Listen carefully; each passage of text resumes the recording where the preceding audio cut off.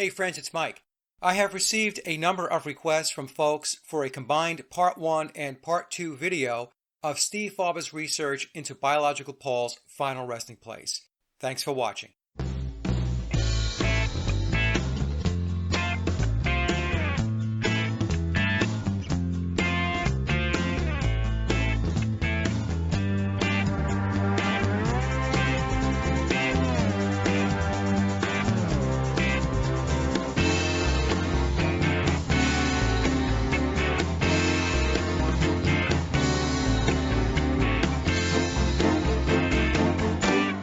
Welcome, my friends, to the Sage of Quay Radio Hour, your home for free and critical thinking, and I'm your host, Mike Williams. Today, my very special guest is fellow Paul is Dead researcher Steve Fawber. Steve has been looking into where biological Paul might be buried, and his research has presented a very interesting theory. And without further ado, here's Steve. Well, folks, I have the show today that I have been promising for quite a while, and Steve Fawber is with us. Steve is a Paul is Dead researcher, and he has spent a lot of time looking into the McCartney and Beatles conspiracy. And today's show is going to be about where biological Paul McCartney, where he may be buried. And Steve, welcome to the show. But before we get started, I was wondering if you could just fill the audience in on your journey in the whole Paul is Dead McCartney conspiracy arena. How did you get there? When did you start looking at it? Why is it of interest to you? Hi, Mike. I started watching YouTube videos primarily on Paul is Dead. Things just kept popping up on the YouTube about it, and I watched a bunch of things. I finally came to your site, that you had going, and I found yours to be the most definitive. And the more I got into it, I saw you mentioning about memoirs of Billy Shears, and I read the book. It's 666 pages, which is also a bit creepy. I thought. But I couldn't put the book down.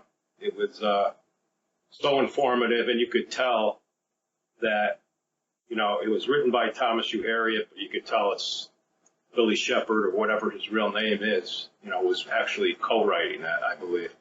And I found it fascinating because I grew up with the Beatles. I don't know if I was 6 years old. I think I was 6 years old when they came on the Ed Sullivan Show, and I was always fascinated with the Beatles. They were an instant sensation. And I grew up with them. Every time an album came out, I'd go buy an album, even display it in pictures. I remember Sgt. Pepper, I had it opened up in front of my fireplace, and my family took a picture of me. Just very into the Beatles growing up. I still like them a lot. I was the same way, and I've mentioned this on a lot of shows. I was a huge Beatle freak, huge. And, at the age of 9, I was begging my father to take me to go see Yellow Submarine, and I know we'll talk about Yellow Submarine later on in the presentation. So they were a big, big influence in my life. Now, when you were reading memoirs, did you have a reaction? Did you feel yourself getting angry, upset, or was it okay? Yeah, at first I was very angry at Billy, and then I started thinking it's much deeper than him. It's much he was being posed almost as a puppet, I believe. And I started having more compassion for Billy the more I read it. I had to realize myself that Bill was actually probably my favorite Beatle, and it wasn't really Paul McCartney. I love songs like Yesterday. If Paul actually wrote it, I don't know.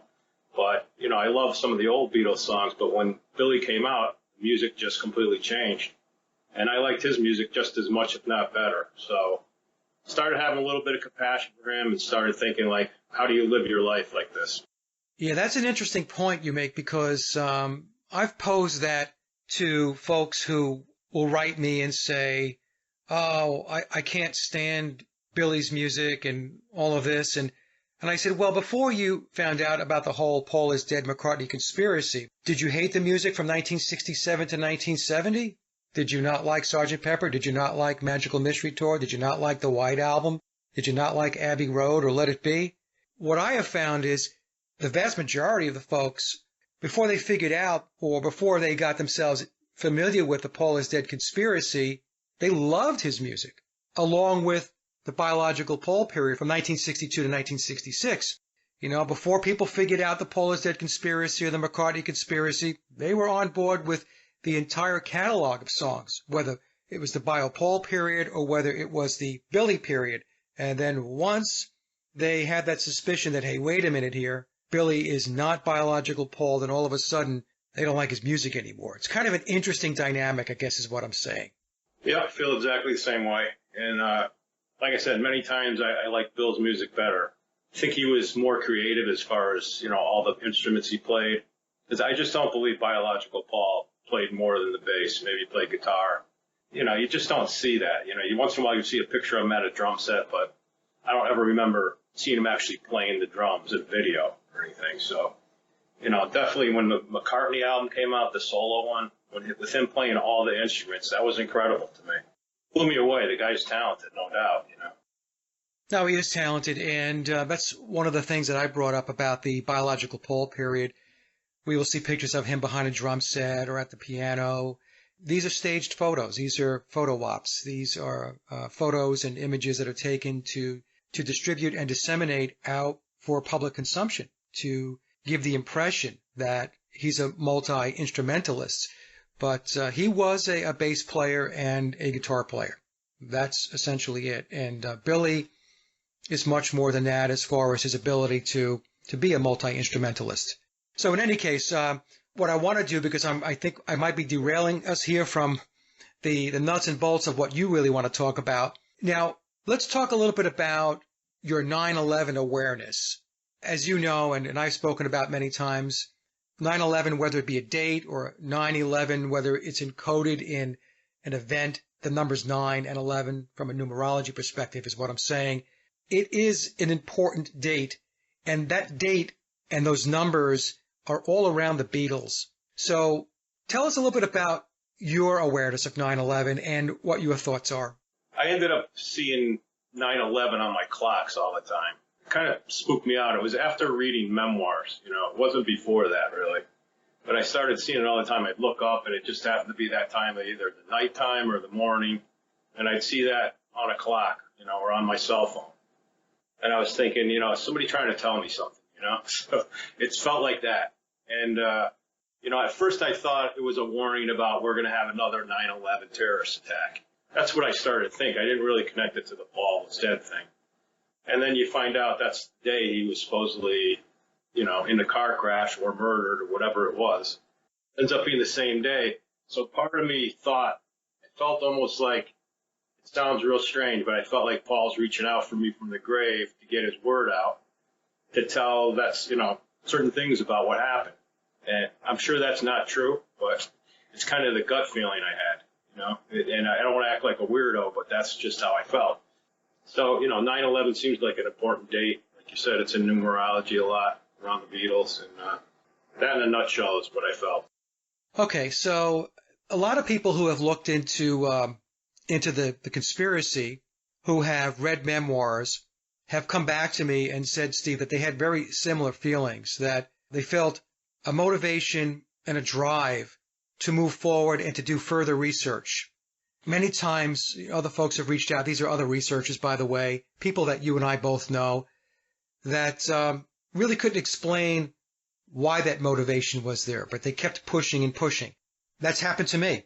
I'm going to be very honest. When I did the first show back in September of 2016 with Sophia Smallstorm, I fully expected that was going to be my first and last show on the topic.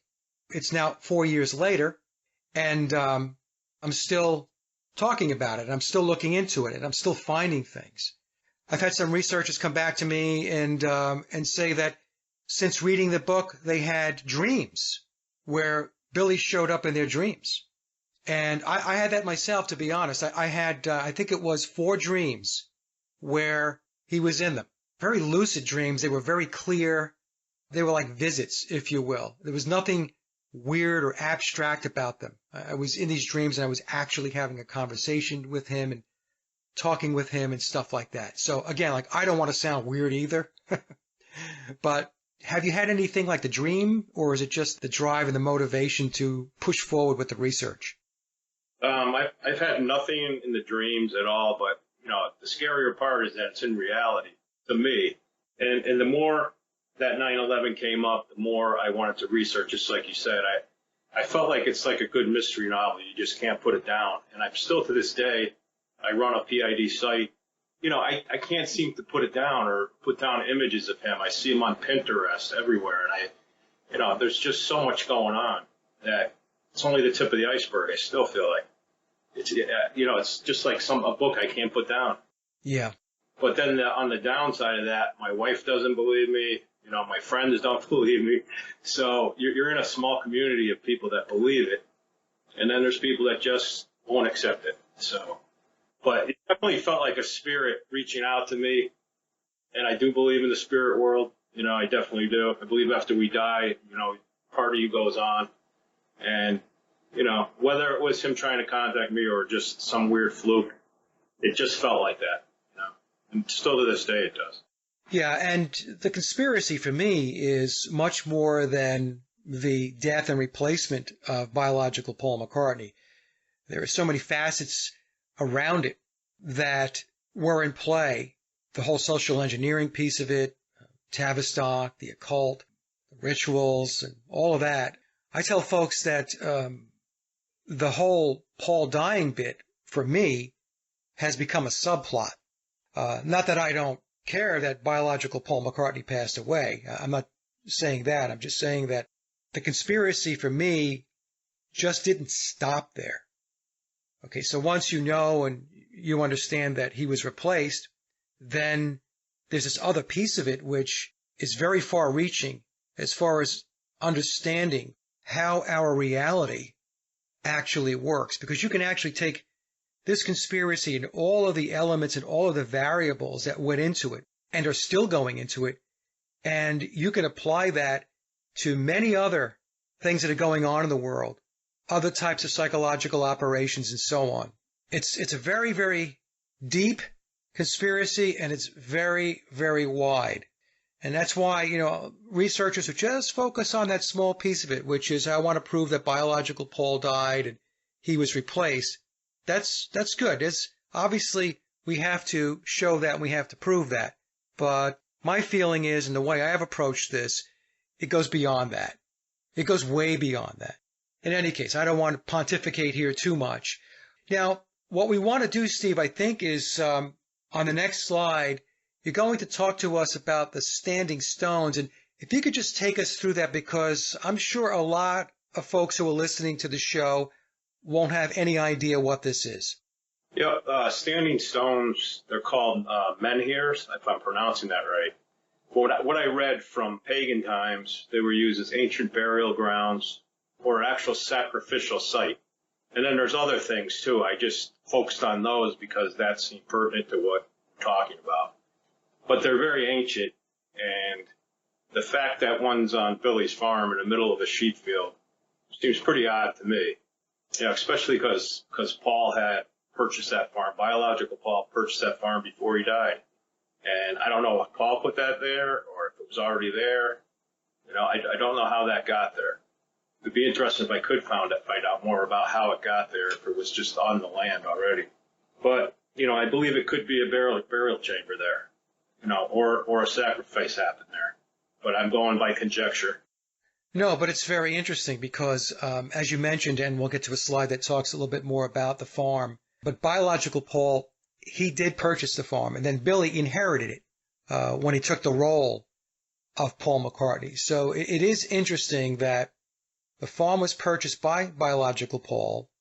They've got this standing stone on the property, on a hill, right? Yes, up in like a sheep pasture, right behind the barns on Hyde Park Farm, near Campbellton. Yeah, so it's very, very odd. And if the property were purchased by Billy after Paul died, that would make it, I think, less, I don't want to say less interesting, but maybe less of a connection. But the fact that the property actually bridges across the two of them, to me, makes it very interesting. And this is why when you were presenting this topic and talking about it on the page that I used to run, the memoirs page, that I found this extremely intriguing.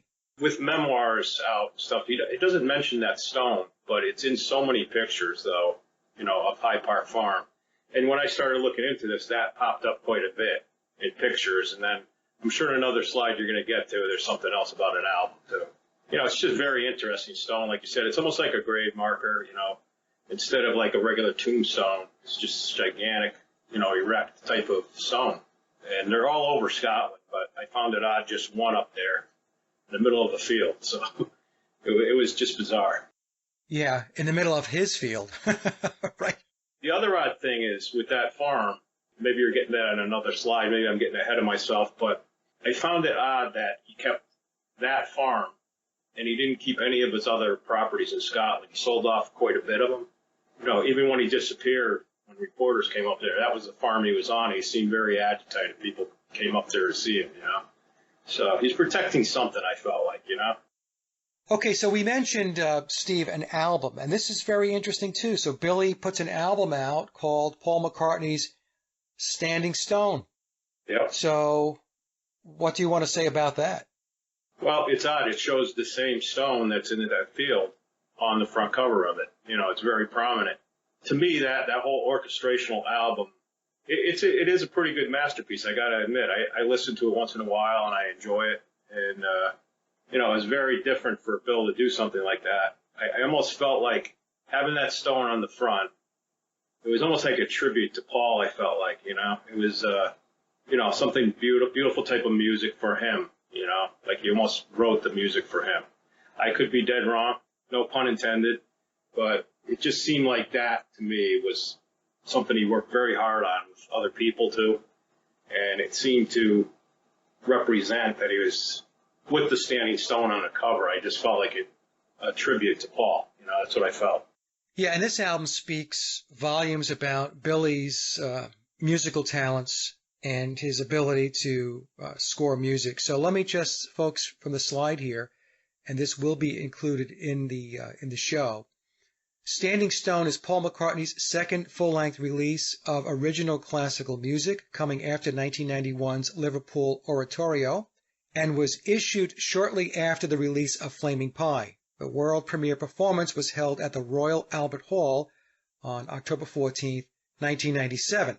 The Standing Stone project was composed out of a long poem McCartney authored to describe the way Celtic men might have wondered about the origins of life and the mystery of existence. And Billy used a personal computer and software to help compose, and it was recorded by the 80-piece London Symphony Orchestra, a 120-member choir, and conducted by Lawrence Foster at EMI's Abbey Road Studios. So, again, Steve, like you said, it does appear that there is some kind of reverence to Paul with this album. I would agree with you on that.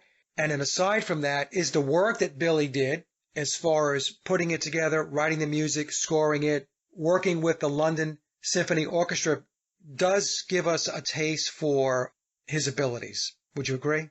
Oh, definitely. Yeah. And wanted to ask you if that date at the Royal Albert Hall, 14th of October, 1997, is there any numerology to that, or did you not? Maybe you didn't check that out. I just wonder if there was. Well, 14 October is 1 plus 4 plus 1 plus 0, which is 6. Okay. There's always something with the dates, always with Billy. So let's go to the next slide, Steve, and the slide is titled Paul McCartney Purchases High Park Farm in Kintyre, Scotland. Of course, Billy wrote the song Mull of Kintyre, which is kind of an odd song for an Englishman to write. Yep. Again, here, let's talk a little bit about this because we've already mentioned this, but we'll get into some more detail. But the farm was purchased on June 17th, 1966, prior to the death of biological Paul on September 11th, 1966. So, just tell us a little bit about what's going on here. Yeah, that's correct. I guess Paul, from what I read, was advised to do it for tax reasons, tax write-off. Found it kind of odd, and I read that Jane Asher was pushing for him to do that too.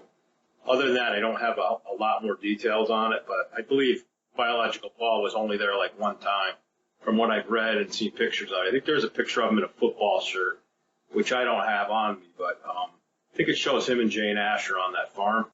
Well, again, I think this is from the Beatles Bible, if I'm not mistaken. That's the source. I'll put the link down below. But the 3-bedroom farmhouse had an asking price of £35,000 and came with 183 acres of land. That's a lot of land. It is, yeah. And it was previously owned by a local farmer, Mr. Brown, and his wife. The point here is the fact that this farm crosses over both biological Paul and Billy. And it is strange that we have this standing stone right smack in the middle of the farm. There was also a triangular, almost like pyramid-shaped garden that looks like in front of the standing stone. I think you have it in that slide. And, that when you think Illuminati or whatever, it shows that pyramid. And, I don't know if that has any meaning to it. I just thought I'd point it out. I thought that was interesting because I don't see many. I'm actually in the horticultural field, and you don't see many triangular gardens planted. It's just usually not the case. So I thought that was kind of interesting, too. Yeah, well, I wouldn't discount anything with Billy. Yes, so now, here's an interesting tidbit here. So Billy does a song with Elvis Costello, and it's called Shallow Grave. Yeah, that's correct. And I was blown away as I started to see all this stuff. I just kept hunting and Googling different names of things, and that pops up, And, it was fitting with what I was working on. And the words to the song are just incredible. I don't know if you want to read it there, if you've got the time to do that, but it's incredible words in it even. It even mentions about the Fabulous Five, which I don't know if that means all the four Beatles plus, Paul McCartney, biological Paul, Billy, I meant to say, or George Martin, but it mentions that even in the song towards the end. Pretty interesting stuff, and just the name of it is different. Yeah, I can read the lyrics. And also, I believe a version of this song is also on the re-release or the extended version of Billy's album, Flowers in the Dirt. And that's another interesting album title, Steve. Sure is. Right. Okay. All right. So here are the lyrics to Shallow Grave. When I fall in endless sleep, I hope that I'll be buried deep. Let me be the one that fortune favors. Even good children got shallow graves. Throw another clown to the lions, throw another Joan on the blaze, cast me away on the cruel calm ocean, and leave me for days and days and days and days and days. I won't lie in this poor shallow grave. I won't lie in this poor shallow grave. Dig me down deep where the dead men sleep. I won't lie in this poor shallow grave. Bless the poor, 'cause like the rich, they all end up in a ditch. In this world of fools and knaves, even good children got shallow graves. The tinker, the tailor, the fabulous five, nobody gets out of this alive. Dig me down deep where the dead men sleep. I won't lie in this poor shallow grave. Dig me down deep where the dead men sleep. I won't lie in this poor shallow grave. And then it goes again. Dig me down deep, dig me down deep, dig me down deep. I won't lie in this poor shallow grave. So that's very, very interesting, especially the line, the tinker, the tailor, the fabulous five, nobody gets out of this alive. So who are the Fab Five? Yeah, I don't know what reference that was to, if it's Bill in there, or if it's, like I said, George Martin, I don't know. But, they always called themselves the Fab Four, Right. Just have that put in the song, the Fab Five, I thought that was kind of interesting, too. It's a very good song, too. I happen to like blues music, and I really liked it. I had never heard that song. And then when I found it, it was pretty amazing. I thought it was good. I like both artists. I like Elvis Costello and him. So. Yeah, and what's interesting, Steve, is when I explain to folks about how to understand this conspiracy, the McCartney conspiracy, the Beatles conspiracy, the clues are not found in one place. That's the thing. And they're spread out all over the place. And the clues will be in books. The clues will be in videos. The clues will be in the music. They will be on the album covers. They will be in interviews. And you have to listen very closely. That's how you start pulling the pieces in. A big mistake some people make is that they believe that there is going to be one source which is going to spell it all out for them. And that's just simply not the case. How did you even get a semblance of looking at this standing stone? I mean, what triggered the thought for you to say, you know what? I need to look at this closer, because most people would just see the standing stone there and they wouldn't think twice about it. They wouldn't even know what it was or even care. So what triggered the thought for you? There again, it felt like a grave mark to me. I just thought it was very odd that there's a stone in the middle of a farm, because usually farmers take stones and they'll put them off to the borders of their property. They won't leave it in a field, especially a field with sheep. Like I just couldn't figure out why that would be so prominent there. I would almost think people would want to move it. but either has historical value or he's actually buried up there, biological Paul. I tend to believe he is. It's just my gut feeling. There's no way I can prove it unless you brought somebody up there and dug up that whole area with an excavator, and I don't think that'll ever happen. It just felt like that to me, like it was some marker point, other than what a menhir stands for. It just seemed odd. I would have felt like there would have been more up there, or it just seemed in like a dead center position there. But what made you look at Billy's farm? What brought you there? Because that's interesting, and most people wouldn't even bother looking at where the guy lives. Well, yeah, I thought Hyde Park Farm was kind of interesting. It's over in an area of, what is it called, Campbellton, I believe, which a lot of royalty lives, and without spoiling another person's presentation, I can't go into too much detail. But somebody's worked very hard at his lineage, and I don't want to say his name. I thought that was really interesting. That's in Campbellton area where Scottish royalty is. It's very odd because there's a big castle near the ocean there. And, for some reason, I just connected the name Campbell too. Like they say William Campbell, Campbellton. It's part of that name almost, and it's spelled the same way. So I almost started connecting things like that. It almost became all spiritual. I just felt connections to it, and I still do. I'm sure there's more to find. In fact, before we started this, I just found something else, So it just keeps happening. I'm sure I'll find more after this is done. Yeah, before the show started, folks, Steve and I were just chatting a little bit, and we were saying that, whenever you think you've reached the end of the road with this thing, or you're close to the end of the road, near the goal line, something else pops up. And, if you're intrepid and this stuff interests you, then you're like, okay, well, let me take a look at this. And that takes you down another road. And that's what I was saying before. There is no one-stop shop to figure this thing out, this particular conspiracy, or any conspiracy for that matter. It's the analogy I've used in the past, Steve. It's like a million-piece puzzle, and there's a hurricane outside, and you throw the puzzle pieces out into the wind. So it's as if the pieces are just strewn all over the place, and then you've got to go find them and pick them up, and then start putting the pieces of the puzzle back together again. So again, like I know I said this before to you, you looking at this is an excellent piece of research, because I don't know of anybody else who's talked about this. Really, I don't. I don't know of anybody else who's looked at this. And yes, and we do have a mutual friend, folks, who is looking at Billy's ancestry, and I'm hoping that I can get this person on the show. The work that they are doing is extremely involved. It takes a lot of time to pull it together. So, Steve, maybe our mutual friend will be able to make an appearance and take us through Billy's ancestry. Yeah, I'm sure he will. And you asked about the farm also, and he was the one, which I don't want to mention his name. I don't think he wants it mentioned, Yeah. But he tipped me off. He sent me a video of where I got, another slide coming up about that farm.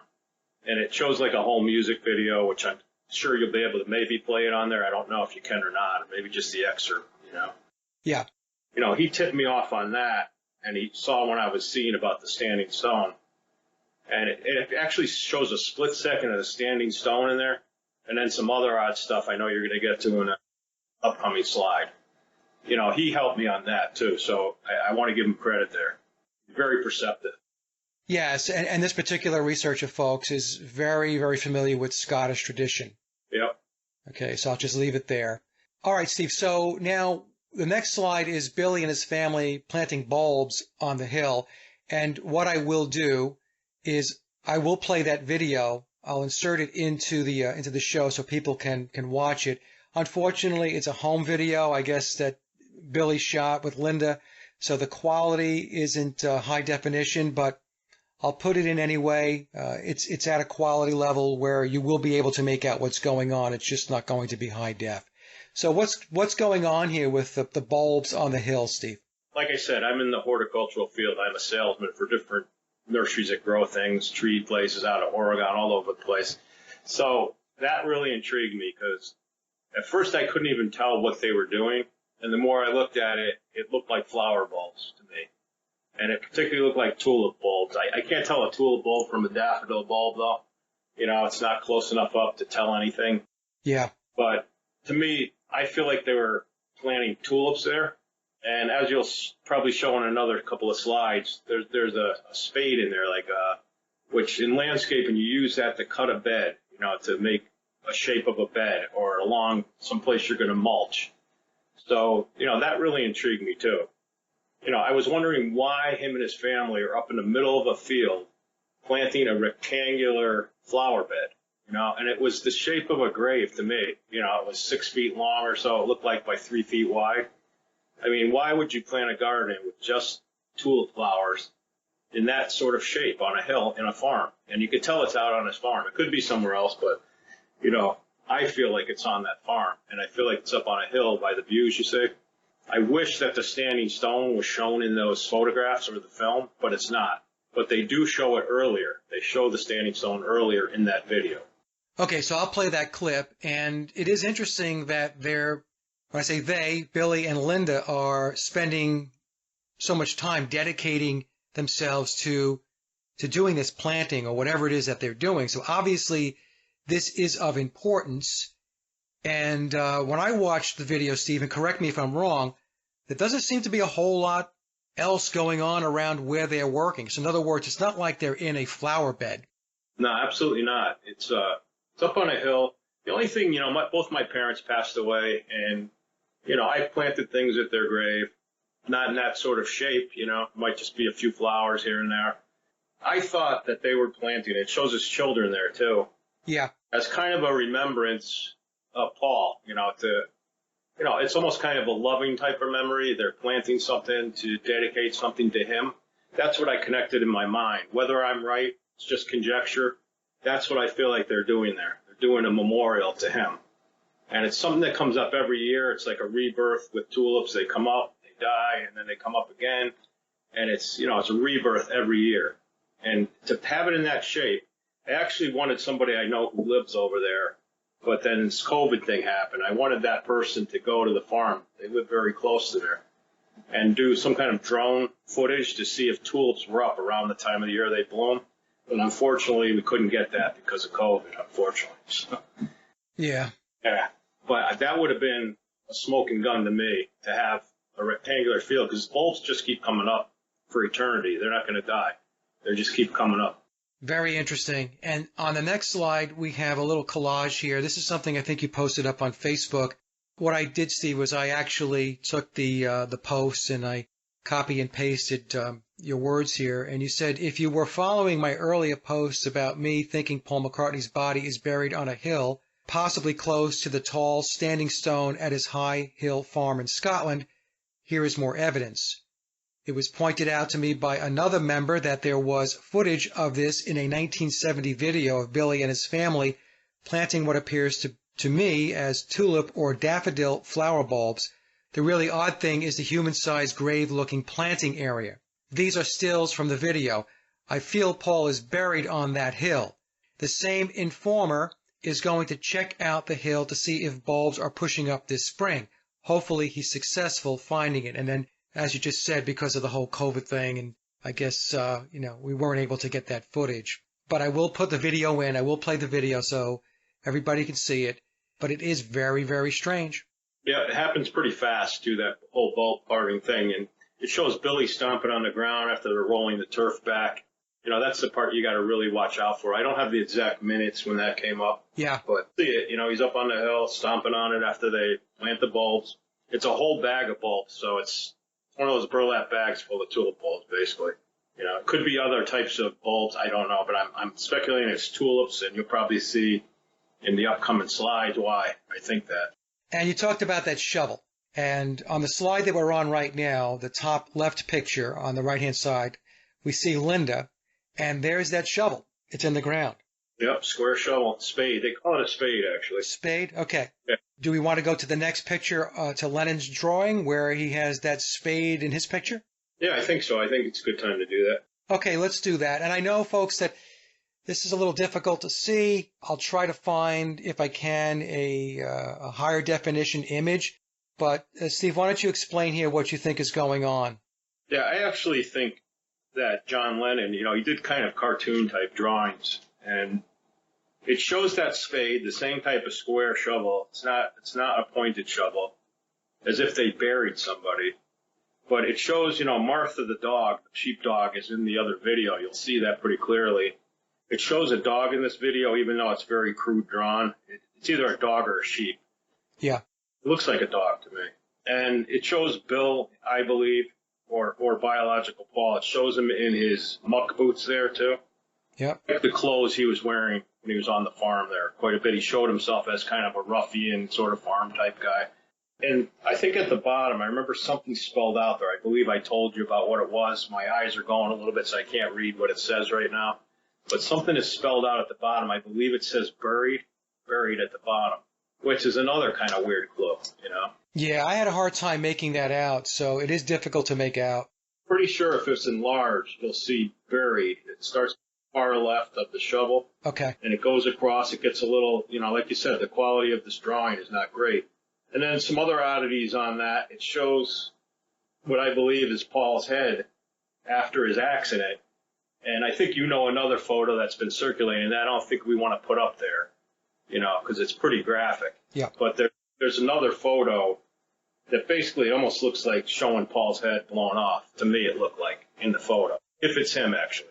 And this drawing is very close to that. It goes down almost like triangular towards his eyes and nose, which is what's in that photograph that was circulating around. I won't put it on my site because it's too graphic, Some people want to see that photo. I don't know if it's real. I have no clue. But then to me, it looks like blood's dripping down, towards his eyes if you really analyze that drawing. Yeah. And there's like a point coming out of the top. I don't know if that's blood flow after the accident. Kind of looks like that to me. If you were doing a forensic analysis of a drawing, that's what I would say about it. Yeah, and the photo you mentioned, Steve, it's a rough photo, folks. I do have a copy of it, and Steve and I have talked about this before, and myself and a couple of other researchers who, we are networked together. We've all seen the photo, and we all agree that it's very, very difficult to look at. It's gruesome. And the problem with showing it, other than the fact that it is gruesome, is the fact that we don't know for sure if it is biological Paul. Some folks who have looked at it, what they did do was they took a look at the chin, neck, and shoulder area of the photo is a rough one to look at, and they compared it to the chin, neck, and shoulder area of biological Paul. And I have seen this comparison, and I will say that the matchup is pretty close. But even though we can maybe say that there's a possibility that it is biological Paul, I'm like you, Steve. I don't feel comfortable putting it up. Yeah. People have begged me to even send it to them, and I won't. I still keep it on file just in case whoever could put something like that up. I believe if it's put on Facebook, it will be taken down anyway because of its graphic nature. I believe it would be. But this drawing is almost spot on to what I saw in that photograph, though, too. It has that frayed top of the head. I personally, not going off on a tangent, but I think Paul was chased in his car. I feel like it's like Princess Diana style. I believe she was taken out, too. Just my own conspiracy feeling on it. She was chased because she knew too much about all that's going on in the palace over there. I believe, Paul was chased. I believe maybe he wasn't completely dead when they found him, and then they blew his head off. That's my gut feeling. I don't know for a fact, but I'm just conjecture. The people that wanted him out, he was out. They made sure of it. That's at least from that photograph that I saw, and then seeing John Lennon's picture. I got shivers when I saw this drawing. Yeah. Kind of freaky. So, Yeah, it is a very weird drawing. And just to tag on to your comment about McCartney's accident, in a show I did, or a presentation I did about 2 years ago, it's the Beatles, Paul McCartney, and the Grand Illusion. I talk about how the accident may have went down based upon somebody who contacted me. And they had said that the accident was set up to happen. And the people behind it were intelligence, British MI6 and the CIA. I did present that in my presentation as I presented in a way where I said that a source had come forth and they had explained to me how it went down. So in other words, what I'm saying is that the accident was planned, it was premeditated, but then it was covered up to look like an auto accident. But the accident did include his car, but he was forced off the road, and the collision was staged to happen. And this person went on to say that the people that were responsible for ensuring that it went down properly also had to make sure that after the accident occurred, that he was indeed dead. Okay, so folks, you can read into that any way you'd like, but that's what I was told. So, and again, that's a scenario. That's how I'll put it. That's a scenario. Do I know for sure that that's how it went down? No, nobody knows because we weren't there. But this is what was told to me. This is the same person, by the way, that came to me and explained the whole street Paul aspect of this, Steve, which panned out. And by the way, another person contacted me. Can't say who this person is, and I won't let the name out yet as far as who Street Paul is. Let's just say that during the Melody Maker Awards on September 13th, 1966, in Memoirs, we're told that they pulled out their very, very best double. And this person was an exceptionally good double of Paul McCartney. There are differences, and I also displayed these differences. I believe it was in my Beatles, Paul McCartney, and the Grand Illusion presentation where I showed the person that was at the Melody Maker Awards playing Paul McCartney, and I took his face and I put it right next to an image or a photo of biological Paul, a real photo of biological Paul. The similarities were amazing, but you could also see that there were differences in the facial structure. But I mean, if you didn't examine them side by side, you would just assume that that was Paul McCartney. And so I had a person reach out to me going back, I guess, around 2 weeks ago or so. And the person at the Melody Maker Awards was not Paul McCartney. And I need to talk with this person a little bit more to see if they're comfortable with me releasing the name that they gave me of the person that was playing the part at the awards. So that's late breaking news, by the way, Steve. This, like I said, I was given this about 2 weeks ago, and I haven't gone anywhere with it yet. But the reason why I'm bringing it out on this show is to kind of fill in some of the blanks that people have had with watching that footage. Because, like I said, when you do watch the Melody Maker Awards, most people are assured that that's biological Paul McCartney. And as it does state in Memoirs as well, it is not biological Paul. But unlike Memoirs, this person stepped forward and gave me that person's name. But I can't go anywhere with it yet as far as the name of that person until I can clear it with my source. Yeah, without making it too long-winded, if I could ask you, is that the same double that would have been in the Memphis backstage interview? He has very round head, barely any neck.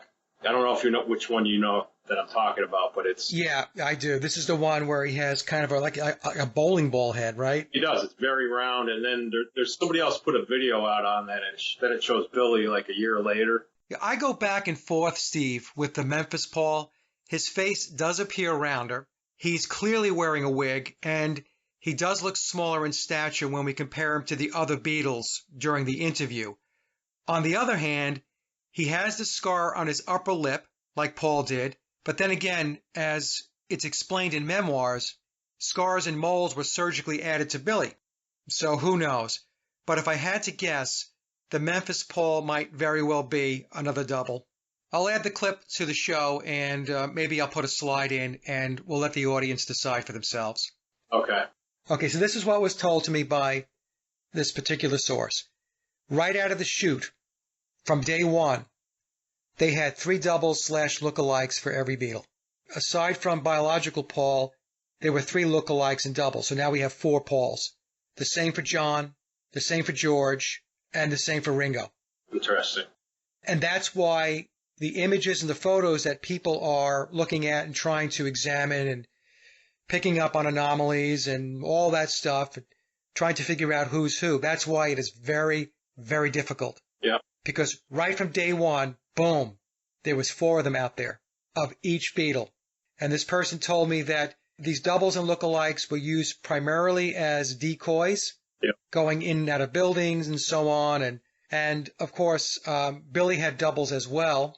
In fact, I received a comment on my Paul is Dead channel. It was either today or yesterday. And, somebody was asking about doubles and Billy. Well, Billy had doubles as well.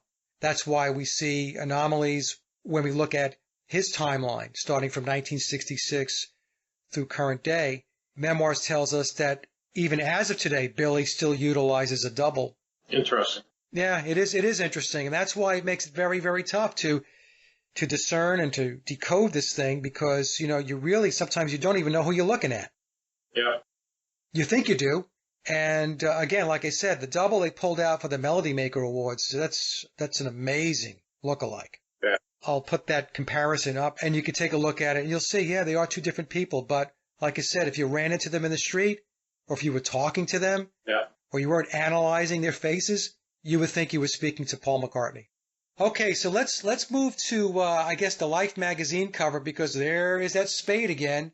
Tell us a little bit about this because there's some things you picked up on. It's got the dog there again. It's the same time period as when they were planting the bulbs. I mean, you could just tell that. And this actual Life magazine cover was not used. There's another one that's shown with his babies and all that, Right. Kids. That's the one that was used. I was trying to figure out up near his shoulder, Bill's shoulder, if you got that slide up. Yep. I didn't know if that's the top of the standing stone there or not, but it looks like some protrusion there. I don't know what that is, but it seemed odd up there. That's something I didn't even talk to you about before, but you can kind of see the tip of what looks like a rock to me. So maybe this is lower where they planted. It might have been lower than the standing stone for some reason, but I thought it was interesting that the Life magazine logo was put down below as if it was a casket, almost like it would be under the ground. And every Life magazine cover I've ever seen is in the upper right. So that was a little bit bizarre to me, too. And it looks like Martha is looking up towards that stone to me, too. Paul and Linda are looking somewhere else. She's sitting down. It looks like the same area. You can see actually the bulbs in there. If you look really closely, it looks like there's white bulbs down below before they rolled the ground back. That's what I'm seeing. Yeah, so this is what I picked up from it, right? So you tell me what you think. Yeah. We have Billy and Linda looking in the same direction. They're looking ahead. Right. The dog is looking back. Looking behind, yep. Right? So Billy looking forward, and then Martha, that's the dog's name, right? Right. Is looking back. And if that is the standing stone, looking back at biological Paul McCartney. Yeah, he's looking right at the stone. And I believe that's what it is back there. And I'm only discovering that now as I'm looking at the picture. I didn't even notice that. And that's how it happens with this. You start to notice something else and wow, Yeah. And Life. Yeah. You made the observation that it's down below to the left, but think in terms of the word itself. Life is buried. Life is underground. Yeah, it's really, really a clue. And that again, I get shivers from this stuff because, I'm looking into this. This is all interconnecting. It's all clues that if you were a cop or something and you were digging into something forensically and you were trying to solve a crime, to me, all this stuff goes together. It's like a puzzle piece. Yeah. Or you look at it, why is that down below there? Life magazine never had it below there. And, why is that spade and these flowers and stuff in John Lennon's drawing? Why? It's all interconnected. It's amazing.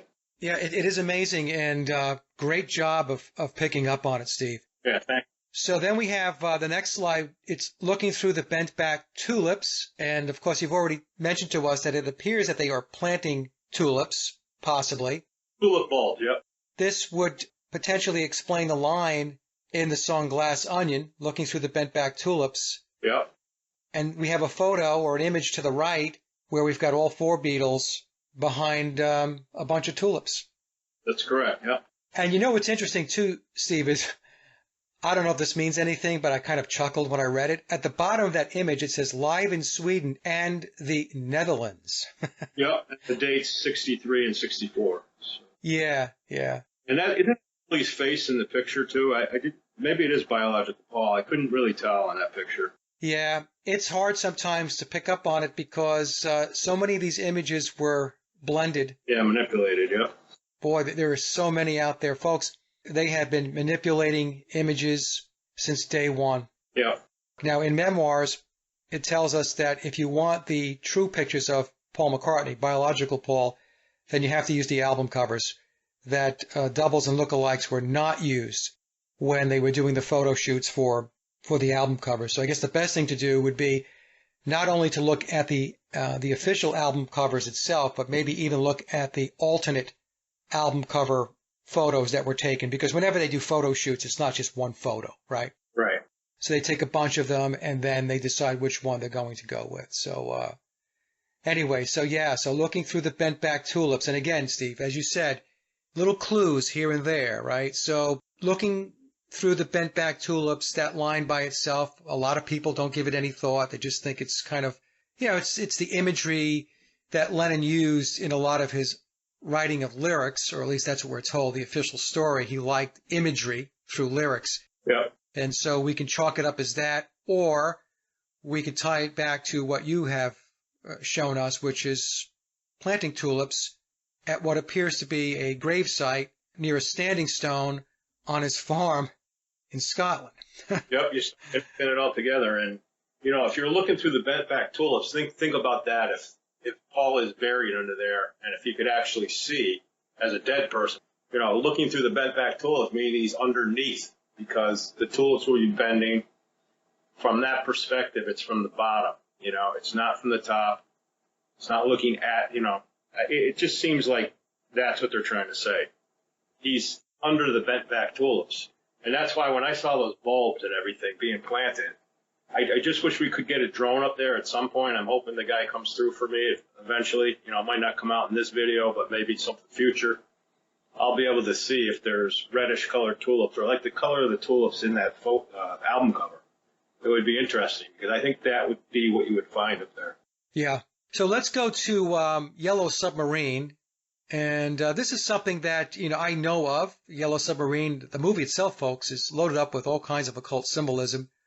But I haven't spent too much time on talking about the album cover. So Steve will take us through this because he has looked at it, and there are some interesting clues and points of interest that we should talk about. So where did you want to start, Steve, with the album cover of Yellow Submarine? With yellow, I thought that maybe there's something to do with the word yellow. I looked up, just Googled, what does yellow mean, different cultures. It says on one hand, yellow stands for freshness, happiness, positivity, clarity, energy, optimism, enlightenment, remembrance, intellect, honor, loyalty, and joy.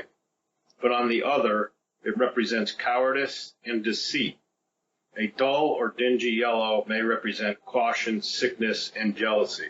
But deceit really stood out to me there, because this whole thing is deceit. It's deceiving the public. Many of us believe something that isn't true. I thought that was interesting, because I just came up with that today after I Googled it. I wish I came up with it earlier, because it would have been more part of this presentation.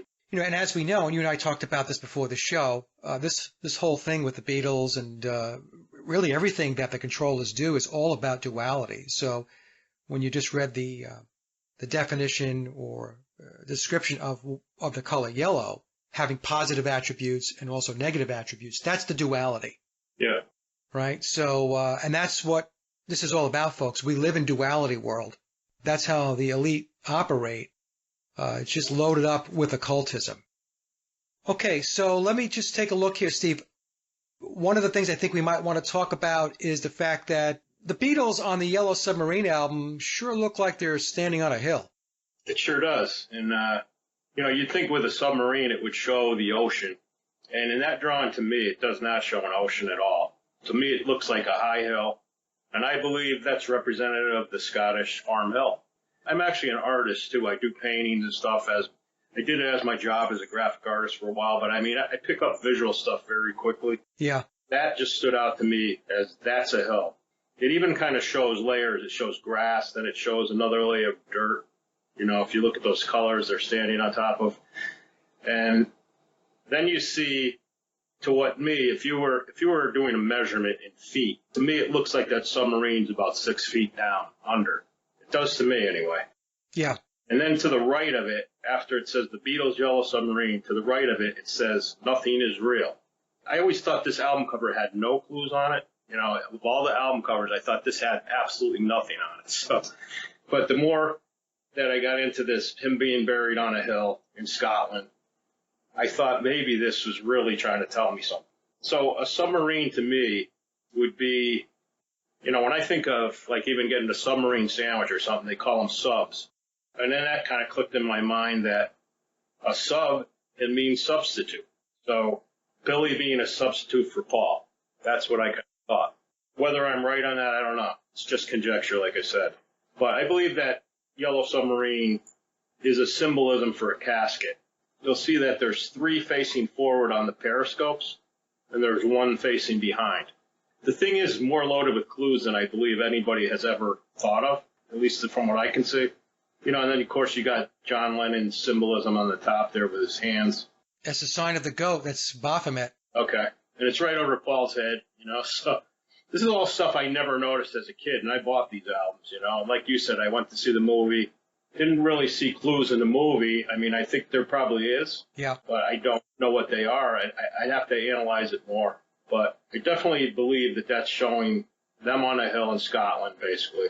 It's all symbolism. And Paul's buried 6 feet down, and nothing is real that's going on. Right. So the sub would be maybe a casket, right? Yeah, you're down under something, you know, in a sub. You know, you're not above land. That I thought was a little bit odd. You know, again. A couple of things that I picked up on, Steve, like you mentioned, John Lennon's making the sign of the goat, Baphomet, over Paul's head. Yeah. Many times we'll see the palm, and the palm, folks, stands for Paul McCartney, Paul M. That's why the palm we see in a number of pictures over Paul's head. We see it on the cover of Sgt. Pepper, in fact.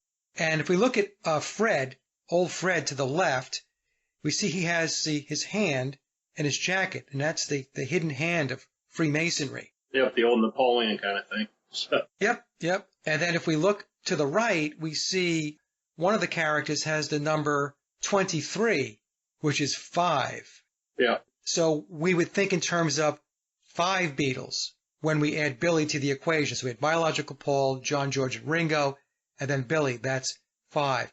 In fact, in the film, they show the Beatles looking out the portals. We have John, George, and Ringo, and 2 Pauls. So what I'll do, Steve, as we're talking about this, I do have an image of that. So I will put that in the show so people can see that in Yellow Submarine, they're showing us 5 Beatles. Okay, so I'll put that in there.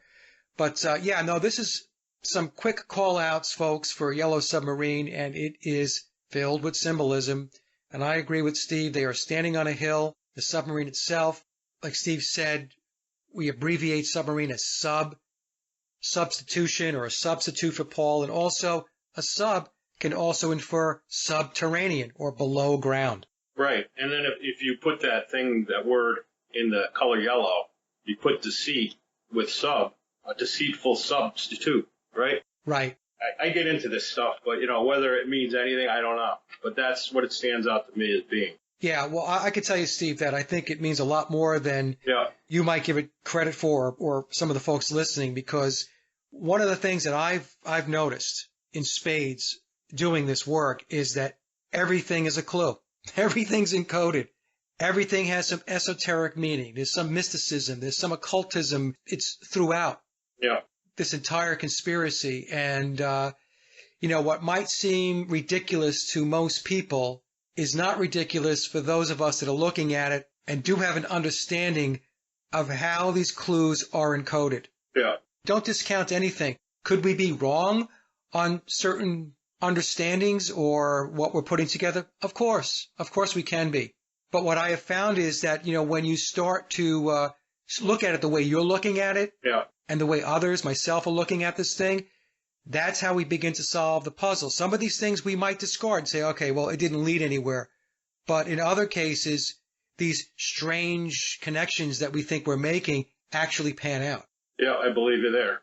And I've noticed that in that drawing, it shows Paul directly above that submarine, too. Yep. Above the periscopes. He's kind of dead center to that. And he's the same size as Ringo.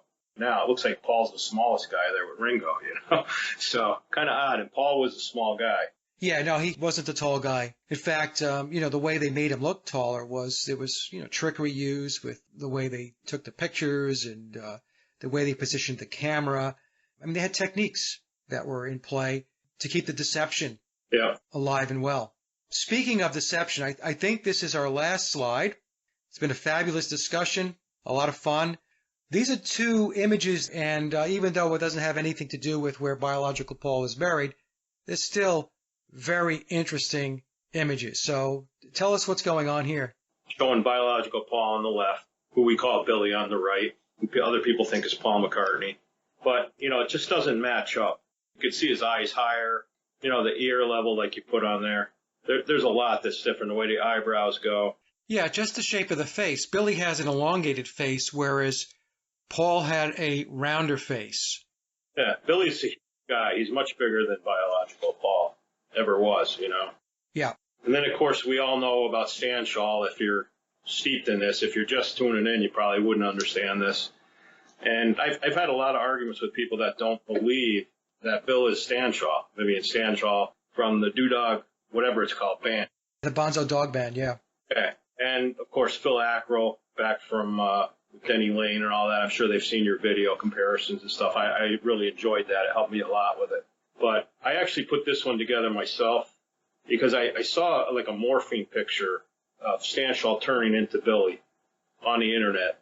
But I never saw anybody do a side-by-side comparison. And I'll tell you, I just flipped out when I put these together. Like I said, I'm a graphic artist. I know about spatiality, if you're doing a portrait or something, about proportions.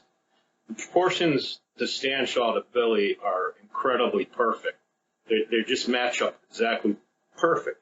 And I know you found somebody sent you something too, which maybe you could put in there at some point. But, there's another one where he has a beard, and that matches up perfectly. Right. Stanshall had more of a hooded eyelid and that lazy eye kind of a little bit. He had what I believe was just surgery on his eyelid at that point, to look more like Bill does now, to look more like Paul. And they actually did. I Googled about I can't remember the exact term for that surgery is, but it fixes a hooded eyelid. It makes it so it won't be like that. And if you look at those images, I mean, it's darn close. And if he just dyed his hair, dyed his eyebrows, the whole bit, mustache, beard, whatever, he's right on there. It looks already like him, So, and I don't know what age that was for Stanshall in that picture. You might know better, what time period that was. Yeah, I would say that's probably around 1967 or so. It is interesting, though, that there are people that don't see the fact that he played Stanshall from the Bonzo Dog Band with Neil Innes. It's amazing to me. It's very clear that he did. Yeah. And there are people that believe that Vivian Stanshall was a real person. And he wasn't a real person. He was a character that was invented by Billy. And then when Billy's McCartney role got hot and heavy and he had to spend more time doing that, that's when he hired Victor, Street Viv, to play the Stanshall role so that McCartney and Stanshall can exist in parallel. Yeah. But, there's no question that he played Vivian Stanshall from the Bonzo Dog Band, and that there were two Stanshalls. There was Victor, Street Viv, and Billy's version. And to the best of my knowledge, Victor or Street Viv never played with the Bonzos. That's how we can delineate the two. Yeah, so I don't know, Steve. People either see it or they don't. That's how I look at it. There's a lot of people that just don't want to, they don't want to see it. And so they just shut down. They just don't want to believe that. I guess maybe the level of deception is that deep. Correct. That not only were they bamboozled with the fact that he took on the Paul McCartney role, but that he also played other characters. Yeah. And he did play a version of Phil Ackrell with the Diplomats when he played with Denny Lane and Bev Bevan, who went on to ELO fame, the drummer. Yeah. And what happened, folks, with the whole Diplomats piece of it was that Billy was the original Phil Ackrell in the band, and then he leased the role to Phil Ralston. Okay, and Ralston was hoping that he could take the role further and make some money at it and all that stuff. But it just didn't pan out. The Diplomats, although Billy tells us in memoirs they did make an album, it's unreleased. It's locked up in some vault somewhere. And maybe someday it'll see the light of day. Maybe. I don't know. So that's how the whole Phil Ackrell piece worked. There were two Ackrells. Yep. There was Billy's version, and there was Phil Ralston, who picked it up after Billy moved on from it. And there were two Stanshalls. There was the one that Billy played and the one that Victor played, who was Street Viv. So I don't know. And the other thing, Steve, and I know you know this as well because you and I have talked about this on the Paul is Dead pages that we're on and stuff like that. But all we need to do is look at James McCartney, Billy's son. Yeah, that's totally amazing there. I mean, he's a spitting image for Vivian Stanshall. How did that happen? No. Right? So people will look at that, and I've shown people, and they say, yeah, well, yeah, woo, that looks it looks a lot like him, but I still don't believe it. Okay, you're just in denial. You're in denial if you're taking that position. If you can see it, but then you don't want to see it, that's denial. Right. And then of course, Denny Lane in both bands, the Diplomats and then in Wings. It's interesting when you listen to Denny Lane, whose real name, by the way, folks, is Brian Hines. Okay. A lot of folks don't know that either. Denny Lane is Brian's stage name. But it was an interview going back a few years ago. He never mentions Paul McCartney by name. No. Right? He says that he played with Billy Shears. But in that interview, Denny never says, what are you talking about? I played with Paul McCartney. He never says that. And then my friend Walt Schnabel met Denny backstage when Denny played in his hometown. So Walt volunteers at this venue and periodically or occasionally. And Walt had written me before Denny played there, and he says, hey, Mike, Denny's coming here to play with his band. And, a lot of times I get to meet the artists backstage. And he says, if I do, he says, I'm going to ask him about Billy. Yeah. And so I said, oh, that'd be great, So long story short, folks, and I'll put the link down to that interview I did with Walt in the show notes below. He did ask Denny about playing with Billy Shepherd. Yeah. And Denny said, who? And then Walt said, oh, come on, Denny, you know what I'm talking about. And he goes, oh, you mean Billy McCartney? Yeah. So we have another situation where Denny doesn't say Paul McCartney. No. He calls him everything other than Paul McCartney. He's got, Billy Shears, Billy McCartney. It's just, it gets to be funny after a while. Yeah, George Harrison's wife saying, hello, Billy. So. Yeah, that was at the concert for George. Yep. I'm also on a Vivian Stanshall site on Facebook. Yeah. Am I allowed to mention Quay Longfellow? I guess it was his girlfriend. Can I say that on here? I could always cut it out if I can't. But yeah, Quay Longfellow. Longfellow. I didn't. Yeah. So anyway, she's on Messenger. I tried to write to her because she posted a bunch of different pictures, and it shows her with the Vivian Stanshall, which is actually Billy, and then it shows her with the old, the other guy that took his place, Victor. One you call Street Vid. Yeah. Yeah. So it shows her with both, and I just happened to write her a message. I really didn't expect her to answer me. And of course she didn't. She kept silent. But I wrote her and wanted to know, why she was with both. Why with Vivian Stanshall, the young version and the old version. So even then they were trying to hide stuff that way too. It was really bizarre. So, but she didn't answer me. I kind of hoped she would. But she is on Messenger, and she probably gets asked stuff like that a lot. Just finds it annoying or can't say anything. Yeah. Add that in. So, but if you need to cut it, I understand. No. Actually, it's good to talk about this a little bit. So, I released my video going back, I guess, about a year and a half ago, 2 years ago. I lose track of time sometimes with this stuff, but it had to do with analyzing McCartney, Stanshall, and Ackrell. And in that presentation, I had shown that there were indeed two Vivian Stanshalls. Yeah. There was Billy's version, as you mentioned before, Steve, who played with the Bonzo Dog Band with Neil Innes. And there was Victor, who I refer to as Street Viv, who was married to Quay. Mm-hmm. And when that presentation was released, I was told by somebody who was on that page, things got really quiet for about a week. And then after about a week, some people were all up in arms, and they were very angry and upset with me for putting that video out, and I was crazy and all that stuff. But from what I understand, not a whole lot from Quay. So when I do this work, in particular when I was doing the Stanchel piece, I'm never looking to hurt anybody. Right. I'm just taking a look at what's out there, and if somebody is a public persona and they're making records and they're making movies and all that stuff, it's fair game, especially when you come across evidence that there were different people playing the part. And so, so my response to folks who get upset with me when I had put that presentation out about Stanchel and Ackrell and all that is don't get mad at me, because that information was revealed in Billy's book. It was, yeah. That's why I kind of asked her, hoping I get some little answer, but she's just not allowed to say anything, I guess. Yeah, the information was put out by Billy himself. Billy is the one who spilled the beans and let the cat out of the bag. Right. Not Mike. Mike just read the book and then said, let me see if I can substantiate this. Is this true? Right. That's all I did.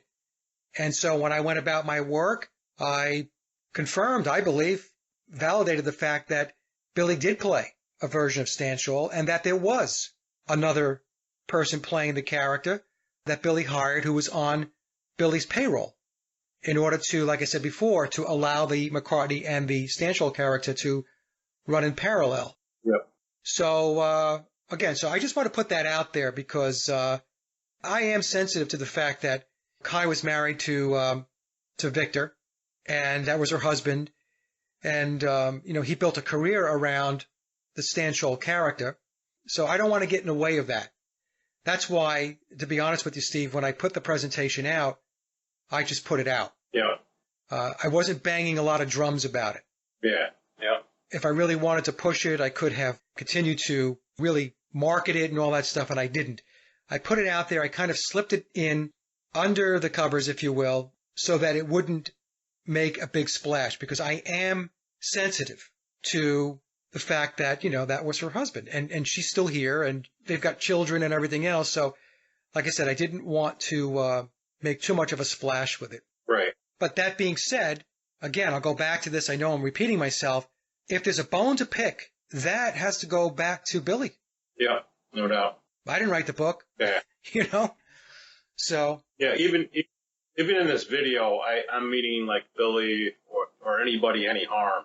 It's hunches I have.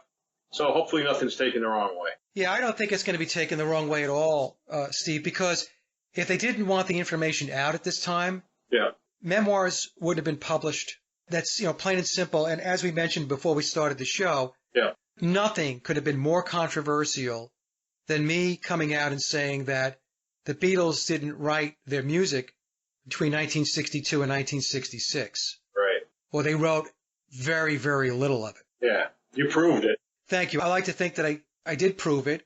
So, that is about as controversial as you can get. And again, if Billy's going to show us images of his standing stone on his farm, and he's going to have an album called Standing Stone, and he's going to write a song with Elvis Costello called Shallow Grave, right, and he's going to put an album out called Flowers in the Dirt. Yeah. Sooner or later, somebody or groups of people are going to pick up on this and start to follow the breadcrumbs, which is what you did, and you did an excellent job. So, thank you. I know we're about wrapped up here, but I just want to say that I think the work that you've done here is great. It's exceptional, and I do believe there is an extremely high possibility that standing stone on his farm is where biological Paul McCartney is buried. It's possible. That's what I think.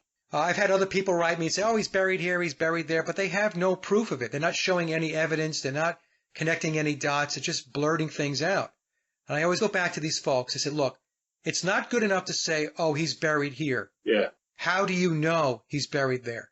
It always goes dark, Steve. There's never a response, or they come back with just a bunch of gibberish. And I'm not into gibberish. You've got to give me evidence, facts, circumstantial evidence, connect dots, put logic and reason behind it. Just don't parrot or reiterate whatever it is you may have read or heard someplace else. That doesn't work. But in this case with you, you've connected a lot of dots, in my opinion. All right, that's great. Thanks. And Very honored to be on your show, too, by the way. Just, the stuff you've done is mind-blowing. It's great. So I feel really honored to be on the show. I really do. Well, Steve, it's my honor to have you on because you have done an excellent job with this and in other aspects of the conspiracy that you have looked at. When I told folks, when I did the big presentation, did the Beatles write all their own music? I did a lot of research. Obviously, I did a lot of heavy lifting, but there was a network of researchers that I was connected into that were also extremely good at this. And they had uncovered some very, very important aspects of the conspiracy. So it's people like yourself and a lot of other folks that I'm connected into and that I associate with that have done fabulous work and have fabulous insights, So it's not just a one-man show. It's kind of like us all talking and getting together, like doing a show like this and trying to bring more pieces of it together so that it starts to make more sense or, God forbid, we actually solve the mystery. Team of detectives, basically. Right, exactly. Yep. All right, Steve, thank you so much for coming on. Pleasure. Thank you.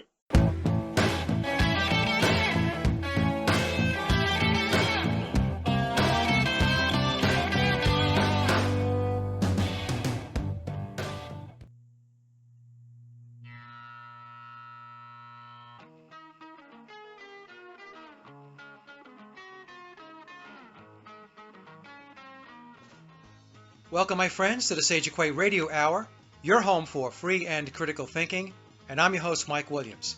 Today, Steve Fawber returns, along with fellow researchers John Lennox and Ralph Pacheco, to further explore the mystery of the standing stone on the McCartney farm in Scotland and whether the stone marks the burial site of biological Paul, who passed away back in 1966. And so, without further ado, here's Steve, John, and Ralph. Welcome, friends. We have a fascinating show today. Steve Fawber is back to take us through more of his research into where biological Paul might be buried.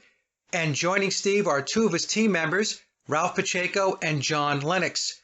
John and his wife actually visited Billy's farm as part of the research into the mystery of the standing stone. And so with that, let's move to the first slide and talk about Scotland's right to roam law. And so, Steve, if you can take a moment and take us through that law, it would be appreciated. So the Scotland's right to roam law, I found that out from another Scottish man over there, that you can go on somebody's property.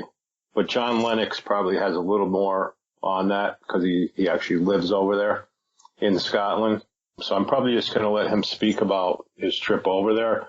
It was kind of my idea to have somebody go over there, and him and his wife were perfect for it.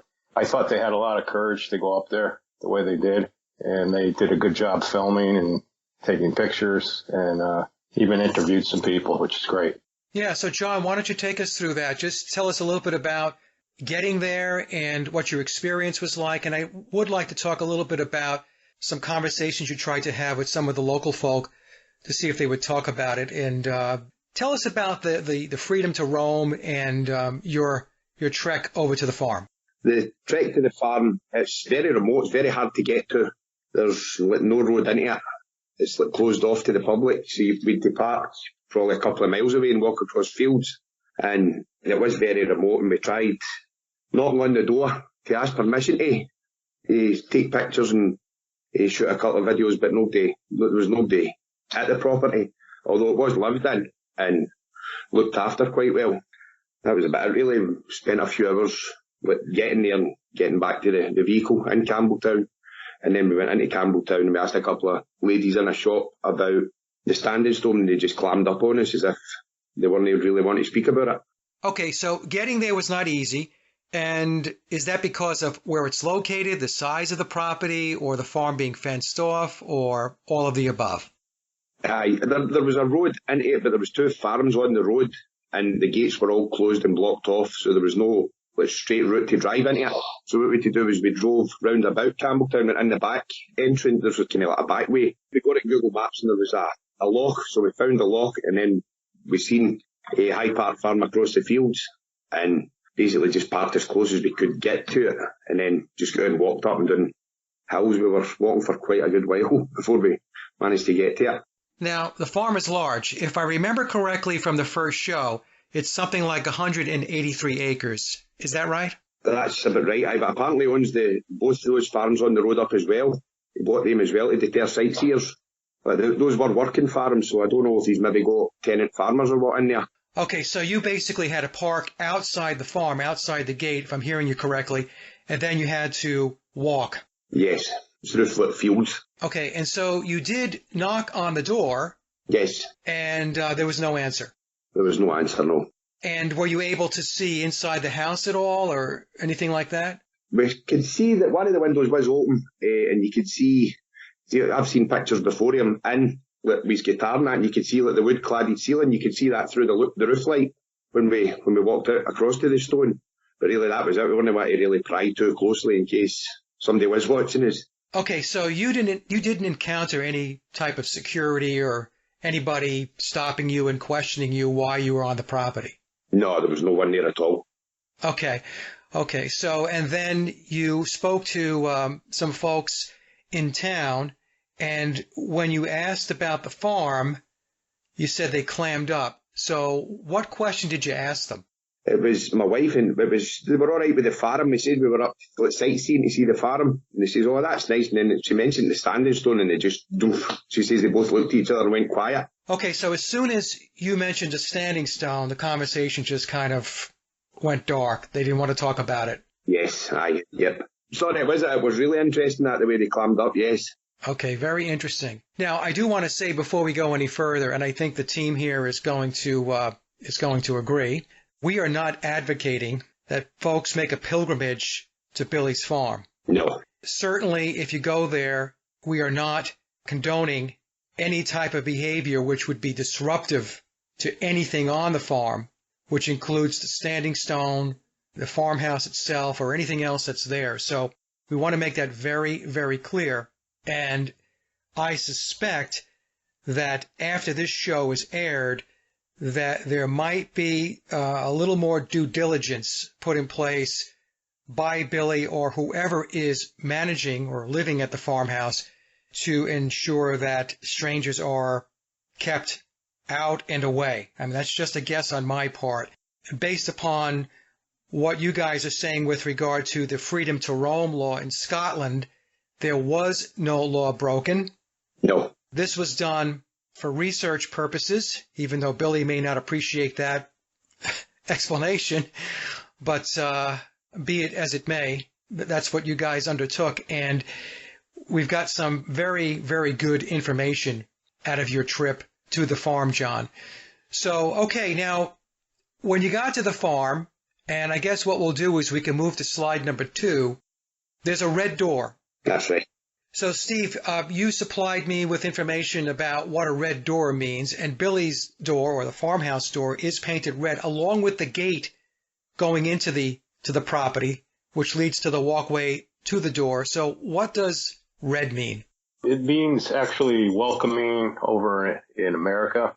What it would mean in Scotland, I'm not 100%. It also says protection, so I kind of hit on that word. I think it's at the very end of your slide there. It's a protection thing, so I believe they're protecting the body up there, you know. That's just me, how I feel, you know. And it's conjecture again, like always.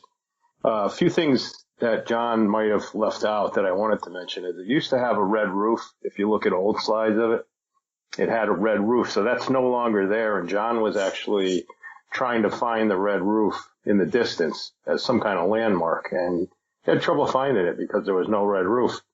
So they replaced it with the red door, the red gates, and it's all well maintained, freshly painted. Another thing I think John might have left out, when he was actually up at the stone, there's a little bit of a video he shot too. He actually, him and his wife, heard crackling in the woods as if something was walking through the woods, either a person, an animal, whatever it was. But he felt like he was being watched, I believe, John, right? Yeah, that's right. It did feel as if a bit creepy, almost. There was definitely cracking, and there was something in the woods, whether it was an animal or what, I don't know, but it definitely felt as if there was something there. Okay. All right. So possibly an animal, possibly somebody who was watching to make sure that you weren't doing anything disruptive. I might be watching for a distance, I don't know, but they didn't answer the door even. If they were outside. Okay, so let's move to the next slide where we have Billy standing in front of the stone with the horse. And then the middle picture is John in front of the stone. And then we have the picture of the stone where we are stepping back from it. So, John, tell us about the stone, the size of it. How tall are you? I'm 5'11". I'm just a fraction under 6 foot. So it's 9'6". That'd probably be a bit accurate, I think, by looking at it. It's 9 foot 6 inches, I believe. Yeah, it's 9 foot and I believe 6 inches tall. And the width, I had the diameter, but I don't have it on me. But you can see it's got a lot of girth to it. And so the size it's on one of the pages, the right size, and it does say 9'6". Okay, there's the 96, which is 15, which is 6. And of course, we also have, the inverted 9s and 6s. So it could be 9 feet 6 inches, could be 99. It could also be 66. So, okay. So the numerology and the occultism is all around this, which is what we would have expected anyway. Now, John, is the stone itself, is it on a hill or how is it positioned on the farm? It is on a slight hill towards the front of the farm. As you go beyond the stone, maybe 100 metres, 200 metres, there's a bigger hill towards the front of the property. But it's not, I wouldn't say it's not a great big hill, just a small incline. Okay, so it's not on a hill, but there is an incline. All right, so let's move to slide number 5, where we have 2 more pictures.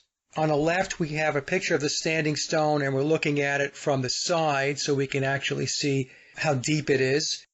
And it's got some stones around the bottom, and we'll talk a little bit more about that in the next slide. And then to the right, we have the stone, and we can see the farmhouse. Okay, and as you said, John and Steve, at one point, that roof was red. Yep. In the first show that, Steve, you took us through, I had received a comment where somebody said that the farm wasn't real. I read that. Yep. Okay. I read that. So I think we can put that to rest. The farm is indeed real. Yeah. And but it no longer has the red roof. All right. So if we go to the next slide, on slide number 6, we have these the standing stone, and there's 3 small stones at the base. But there were more than just those 3 stones. That's correct. Okay, so why did you focus on these 3? I just had another theory, and again, it could be wrong, but there's other stones like around the other side. I didn't get an exact count how many because it's hard to actually count around the circle of it, circumference. But I did see a grouping that looked like 3, on the picture there. Yeah. And something in my mind just went off that, what if it was the 3 Beatles up there and, to pay respects, they put the 3 stones there separately, said a little blessing or a prayer or whatever they did at a ritual like that and put them there because a long time ago, 1977, there was a movie, Jesus of Nazareth. And I remember watching that, John the Baptist, when they buried him, they put these stones on top of his grave. And I think it was to keep the soul down, they said. It was to keep the actual spirit from rising up from there, which is, I might be wrong on that exact interpretation, but from what I remember reading. And then, maybe the other side was Billy leaving a stone or somebody else, Jane Asher, or whoever else was there, So I thought maybe these stones were left as some kind of homage to him, Again, this is all theory, folks. And yes, exactly. Right? So keep that in mind as we go through this. But as I've mentioned to Steve in a couple of email exchanges, this is the closest, in my opinion, that anybody's ever gotten to where biological Paul is buried. So let's move to the next slide. That's slide number 7. And Steve, you had mentioned the 3 stones and possibly the 3 Beatles. And, as I was putting the slides together to help you guys out, what came to mind was the back of the Abbey Road album. And this is a well-known clue for those who are into the Paul is dead theory. And on the back of the Abbey Road album, we have these dots. And if you trace them, you have the number 3. So 3 Beatles, Abbey Road.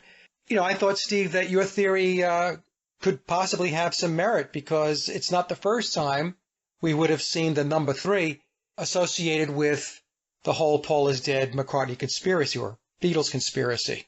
Yeah, as if one of them's missing, to me, like I said, I almost got a visual in my mind, and that's how I started with this whole thing. The first video, it's almost like visions I'm getting. You said you had things happen in your dreams.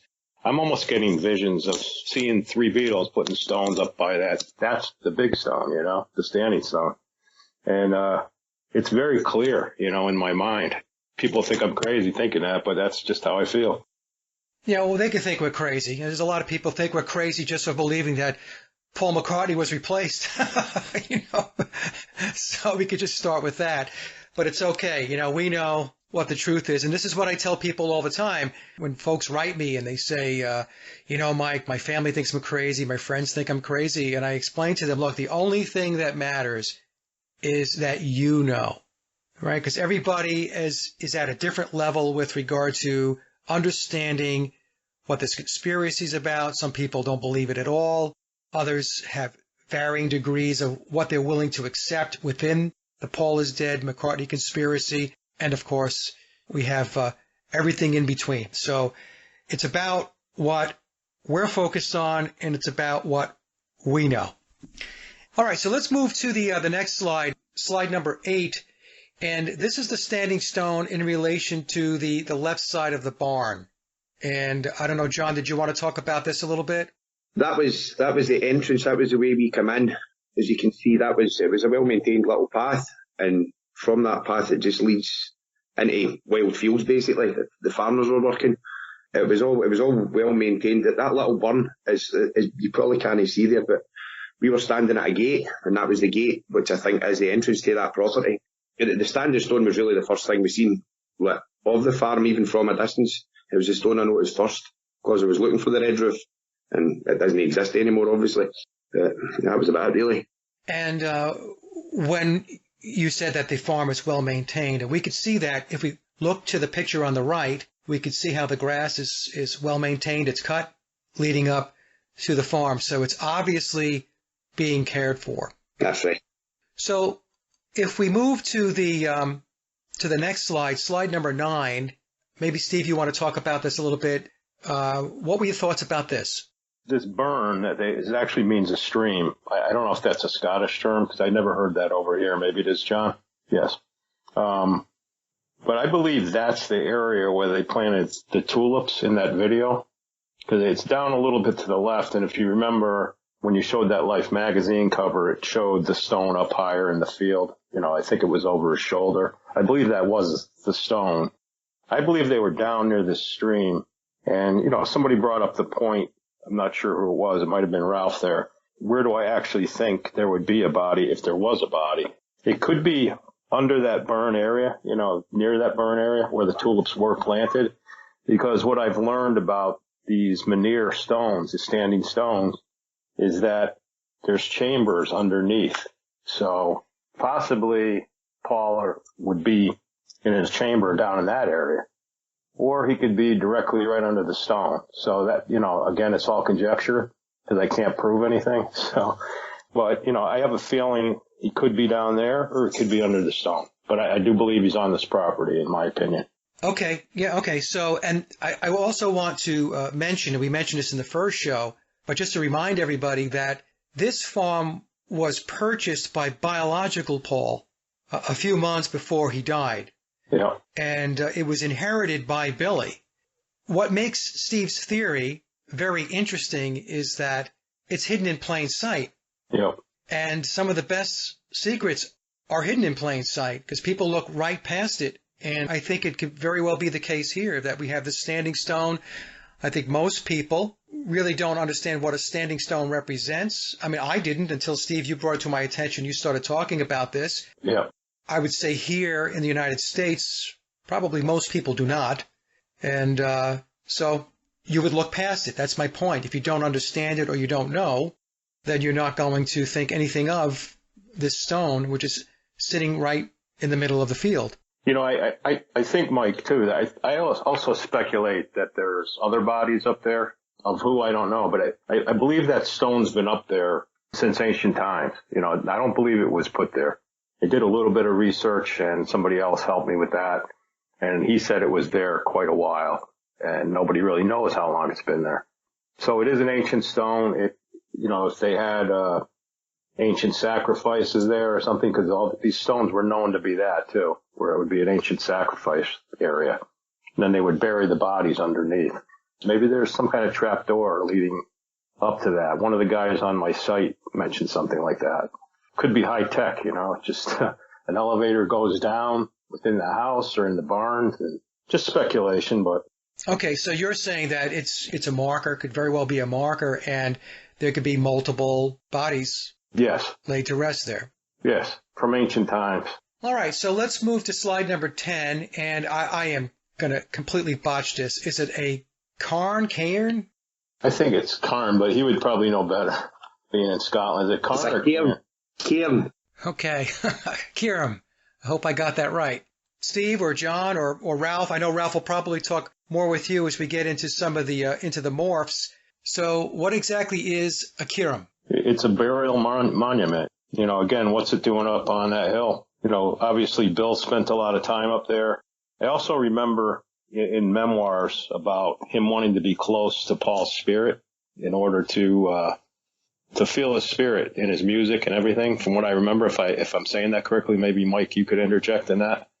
But I remember he wanted to be close to him. Basically these cairns are either sacrificial sites or burial chambers underneath, from what I've read anyway. And like I said, Steve, this ensures, if this is where biological Paul is buried, this really does ensure that he is indeed resting in peace, in my mind, because it's on the property, Yeah, no doubt. I think it's peaceful there, John could attest to that. He said it's a little spooky too, though, and I believe him. So tell us a little bit more about that, John. Why was it a little spooky? I don't know, there was just like an eerie feeling, especially with the cracking and with crunching in the woods. I don't know, there was maybe a wee feeling as if you were getting watched, but they weren't coming out to make their presence felt. They were just watching you for either inside the house or in the woods. Okay. Either that, the caretaker had just went to the pub for the day, I don't know. It was one or the other. Okay, so it wasn't the standing stone itself that was a little spooky. It was basically the feeling, as we talked about before, of maybe you were being watched and somebody was ensuring that you weren't being disruptive. Mm-hmm. Yes. All right, folks, and I'm going to repeat this because it's very important. Like I said, we're doing this because of research. This should not become a tourist attraction.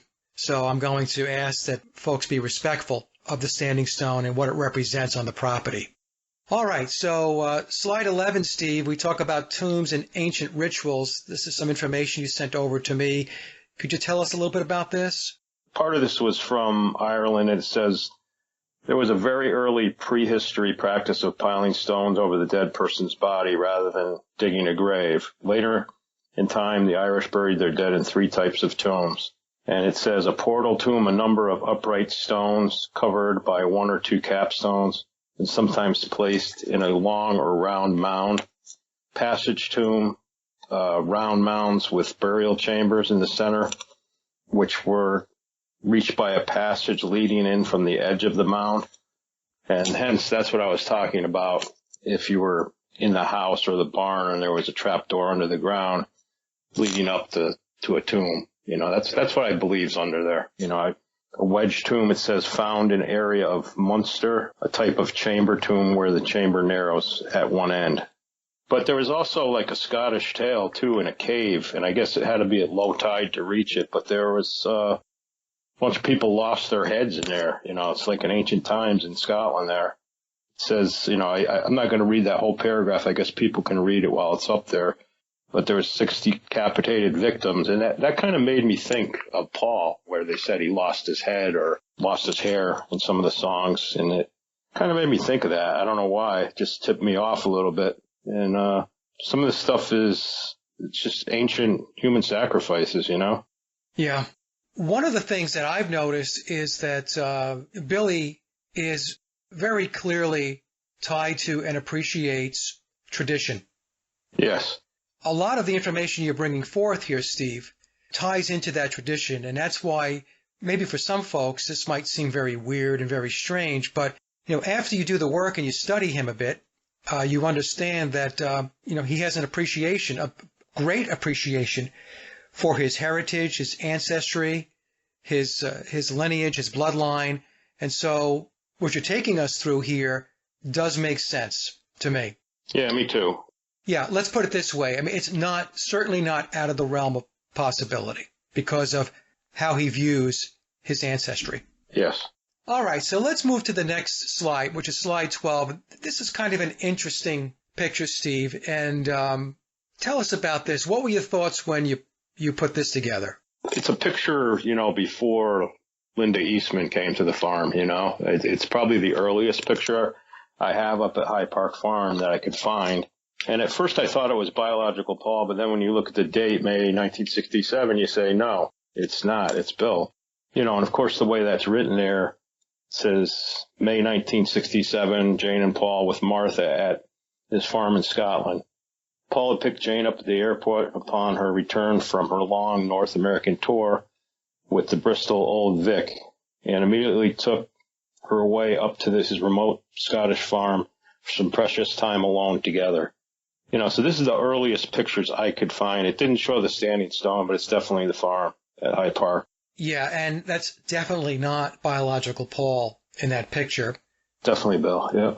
And that's why I blew it up. I blew the faces up. Yeah. And this is what they have done in the past many, many times, especially when Billy was standing next to somebody who was much shorter, and the person he was standing next to was also somebody that biological Paul had stood next to, and we have pictures, and we can get an assessment of height, right? So, and now we know that biological Paul was just a little taller than Jane Asher.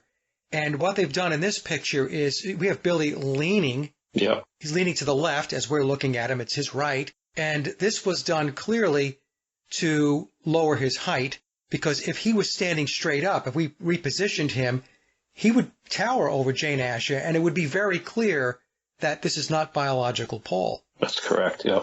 And the other thing, Steve, is I know we'll get into this a little later in some of the other slides, but is he holding what we would consider a shepherd's crook as well?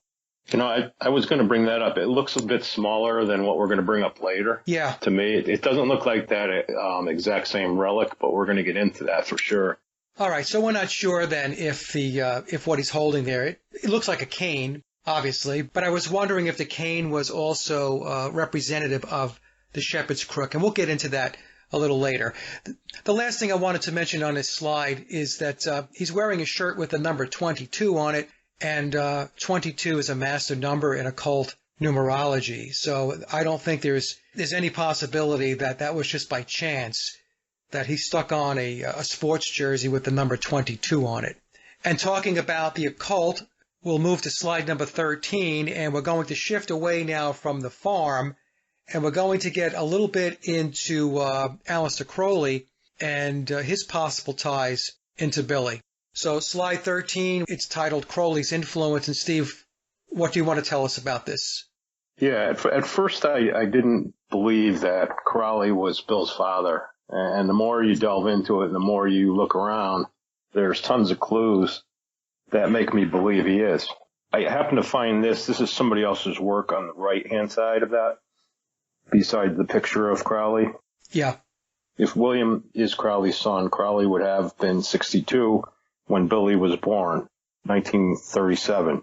So he was my age then. So, it's old to be having a kid, but it's possible. It says, we noticed similarities when comparing a young Crowley to James McCartney. The family bloodline ties could explain Crowley's influence on Billy and the Beatles.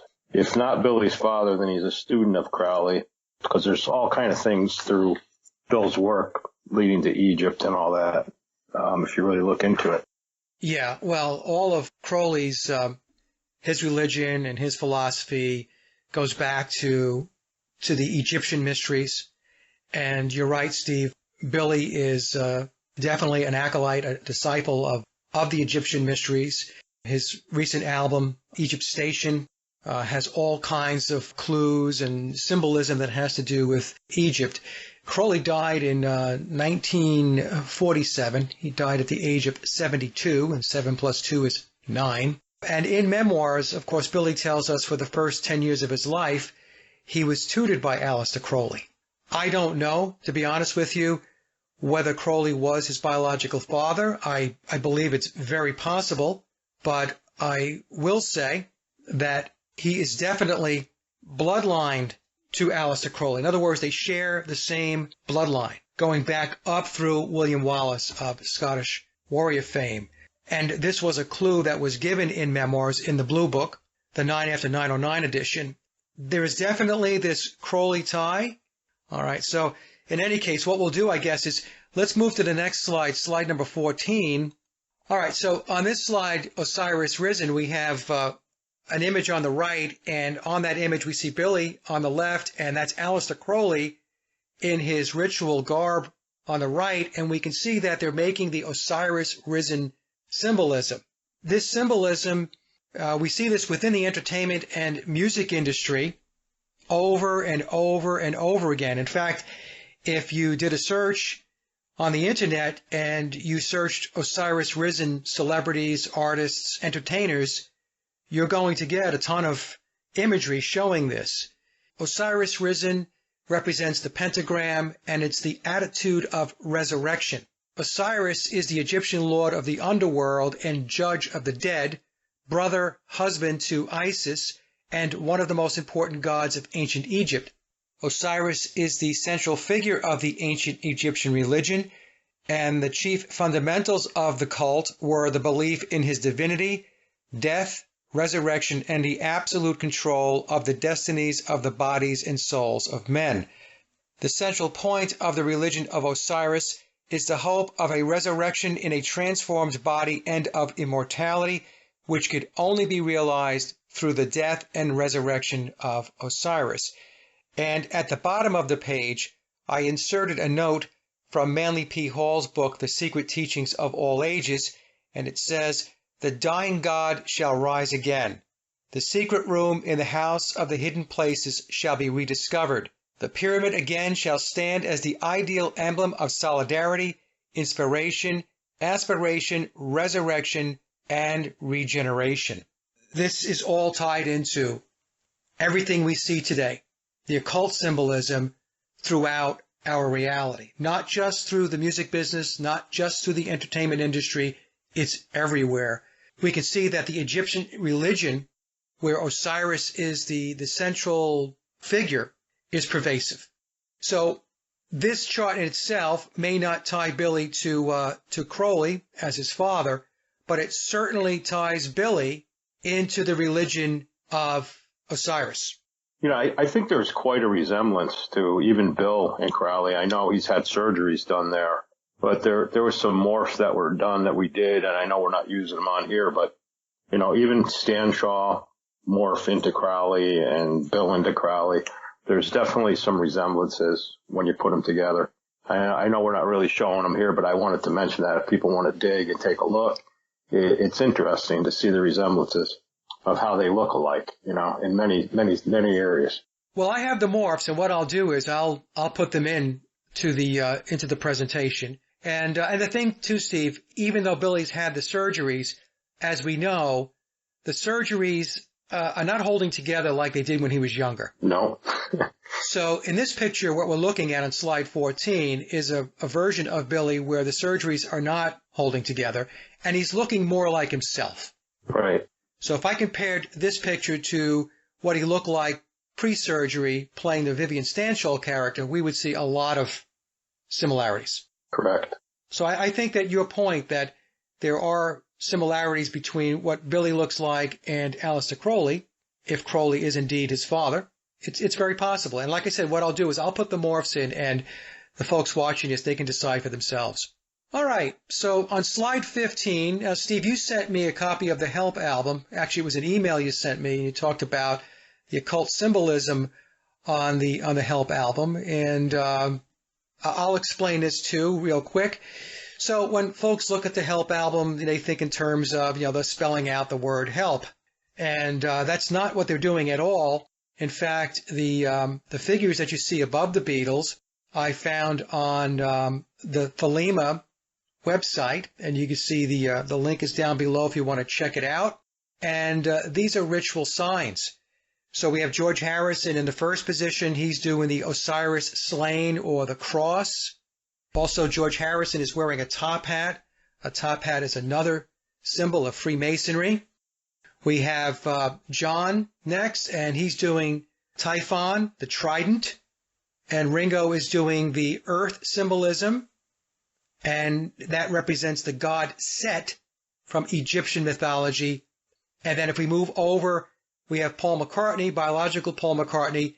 He's doing the letter K. And the reason why he's doing K is because Aleister Crowley, when he referred to his magic, he added a K at the end. So it wasn't M-A-G-I-C. Crowley spelled his magic M-A-G-I-C-K.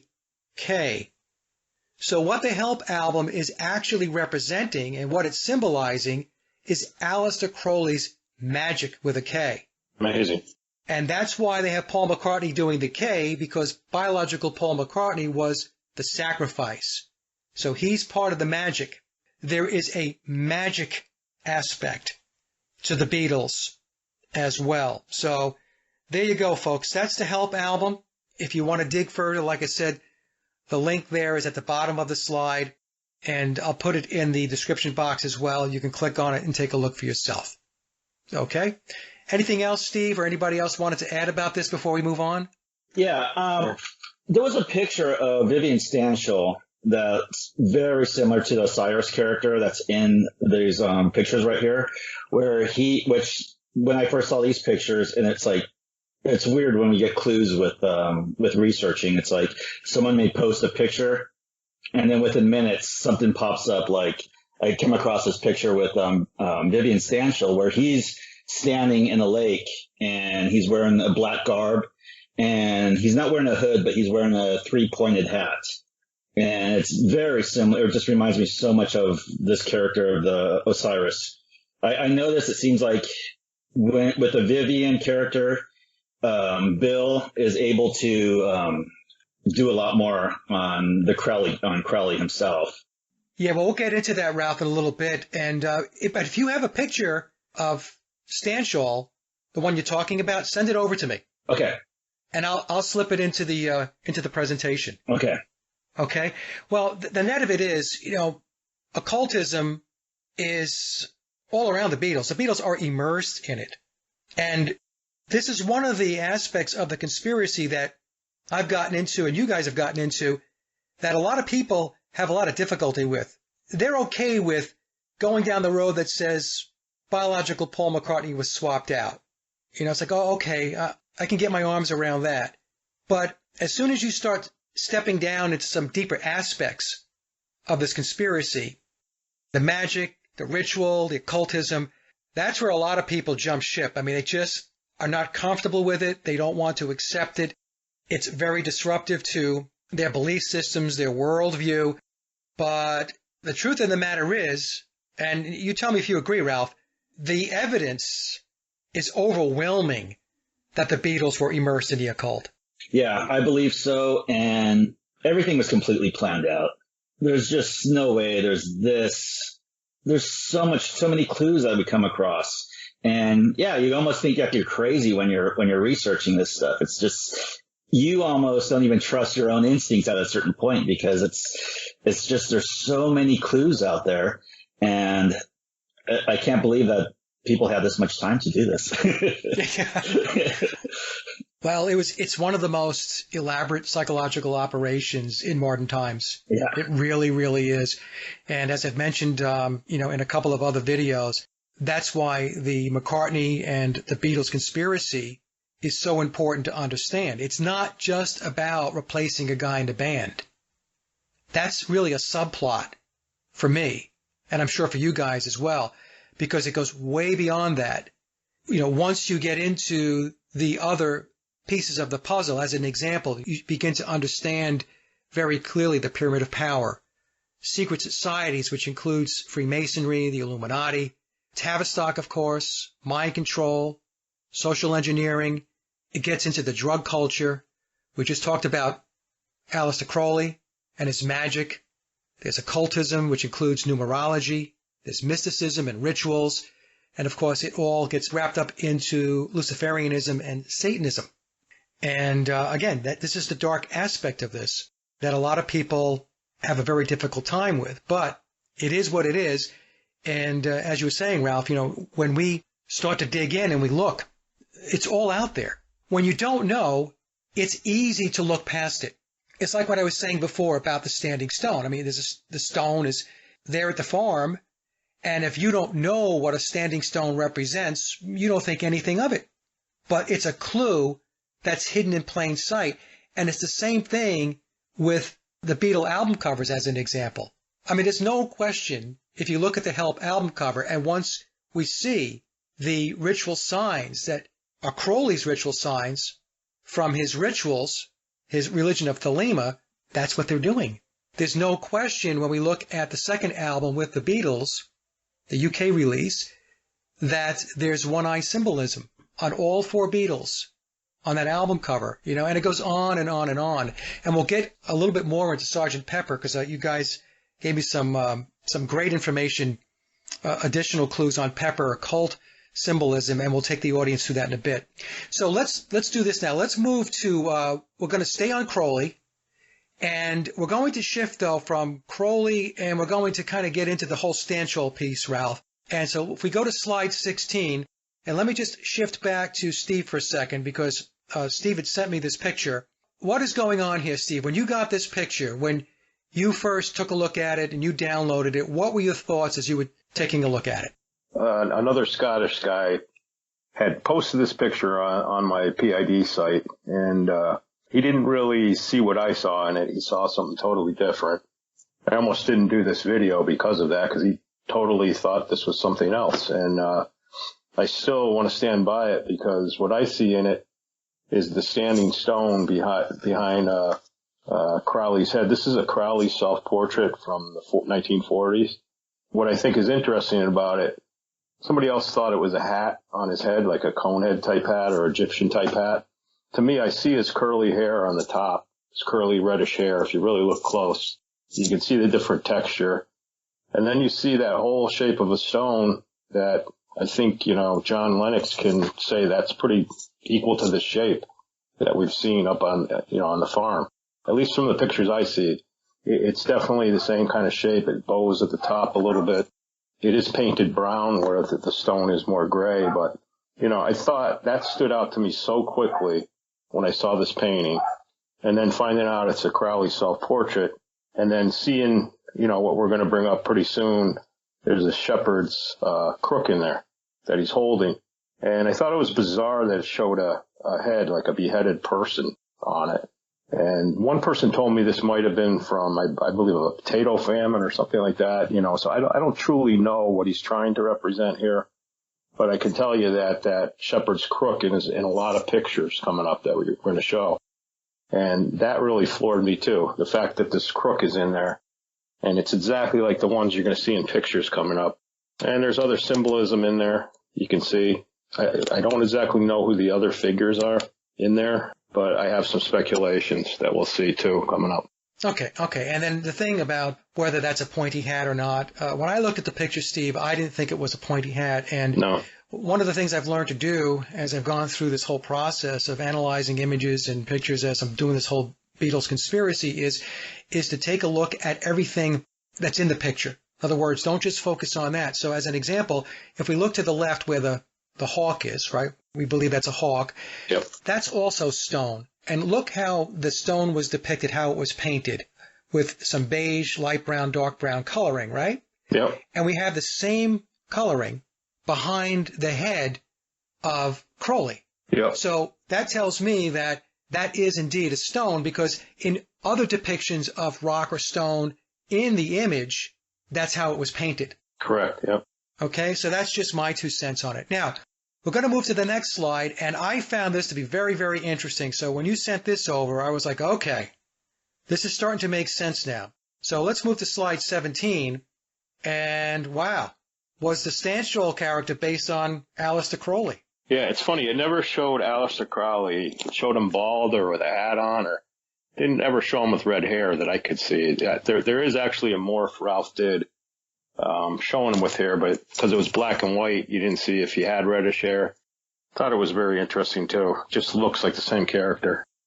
Yeah, well, let's move to slide 18, and we can really see the similarities. So there you go, folks. A side-by-side comparison of the self-portrait of Crowley, and then to the right, we have a depiction of Vivian Stanshall, and we can see the eyes look very similar, the mustache, the beard. It's really very interesting. Yeah, it is.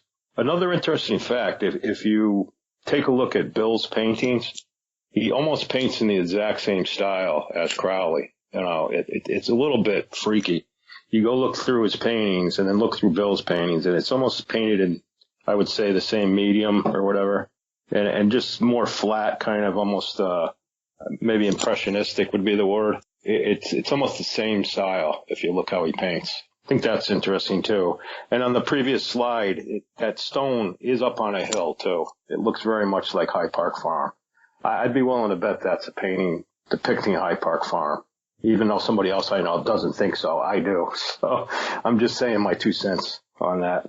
Well, it's your research and your presentation. My 2 cents. Yeah, so yeah. I think it is that place, you know? Yeah, if somebody else has a different opinion, they should come forth and present their different opinion. Right. Okay. Like I said, we're going through theory here, folks. That's what we're doing. Yeah. All right. So let's move to the next slide, and that's going to talk about the hawk symbolism. And what about the hawk symbolism, Steve? When I see things in a picture like that, I really wanted to check out what symbolism of a hawk is. And it says, here's how seeing hawks often may give insight into your life. And maybe you can read that better, Mike, on your screen, because it's very small here for me. If you want to read the depiction of a hawk, please. Okay, yeah. So it says that hawks scan their environment from high above the ground, looking for potential threats and sources of food. If you see hawks showing up in your life frequently, it may be a call to see things from a higher perspective and focus on your observation skills. The hawk symbolizes the ability to use intuition and higher vision in order to complete tasks or make important decisions. Animal guides can deliver important messages to us from beyond, and hawks definitely serve as animals that can heighten our spiritual awareness and help us along our paths.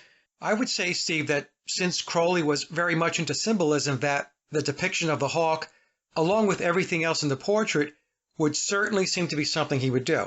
And so I think everything that's in the portrait is there to illustrate a message. So in other words, what we see is supposed to be there. Yeah. All right. So we talked about what we believe is the standing stone behind Crowley's head, the hawk. And I also want to mention, I forgot to bring this up, it looks like that Crowley's flipping the bird. Oh, yeah. He's got his middle finger up. And we're going to talk about the shepherd's crook in a little bit. Now, there's two people in the portrait that we don't know who they are, but Steve, you thought that perhaps if we go to slide number 20, it could be some royalty. Yeah, this whole Argyle thing, I believe they are in Billy's bloodline somewhere way back. But to me, that looks like the guy next to him with the black hair, which is Archibald Campbell, the first Duke of Argyll, and I'm speculating Agnes Douglas, Countess of Argyll, is the lady in that picture, because she has a nose and a chin very similar to that, if you take a look at it. And Ralph actually put these paintings in another type of conglomeration that I know we just wanted to focus on Stanshall. But we put them all in, and I'm going to mention he actually put Paul's head on the shepherd's crook. It was kind of powerful graphic, really. I thought it was interesting what he did with it, though. It's kind of interesting when you put it all together. Yeah. So Ralph, do you have that morph? Yeah, I have the picture, so I'll definitely send it to you. Send that over to me too, and I'll put that in. Yeah. Sometimes you just have to have a little fun with this.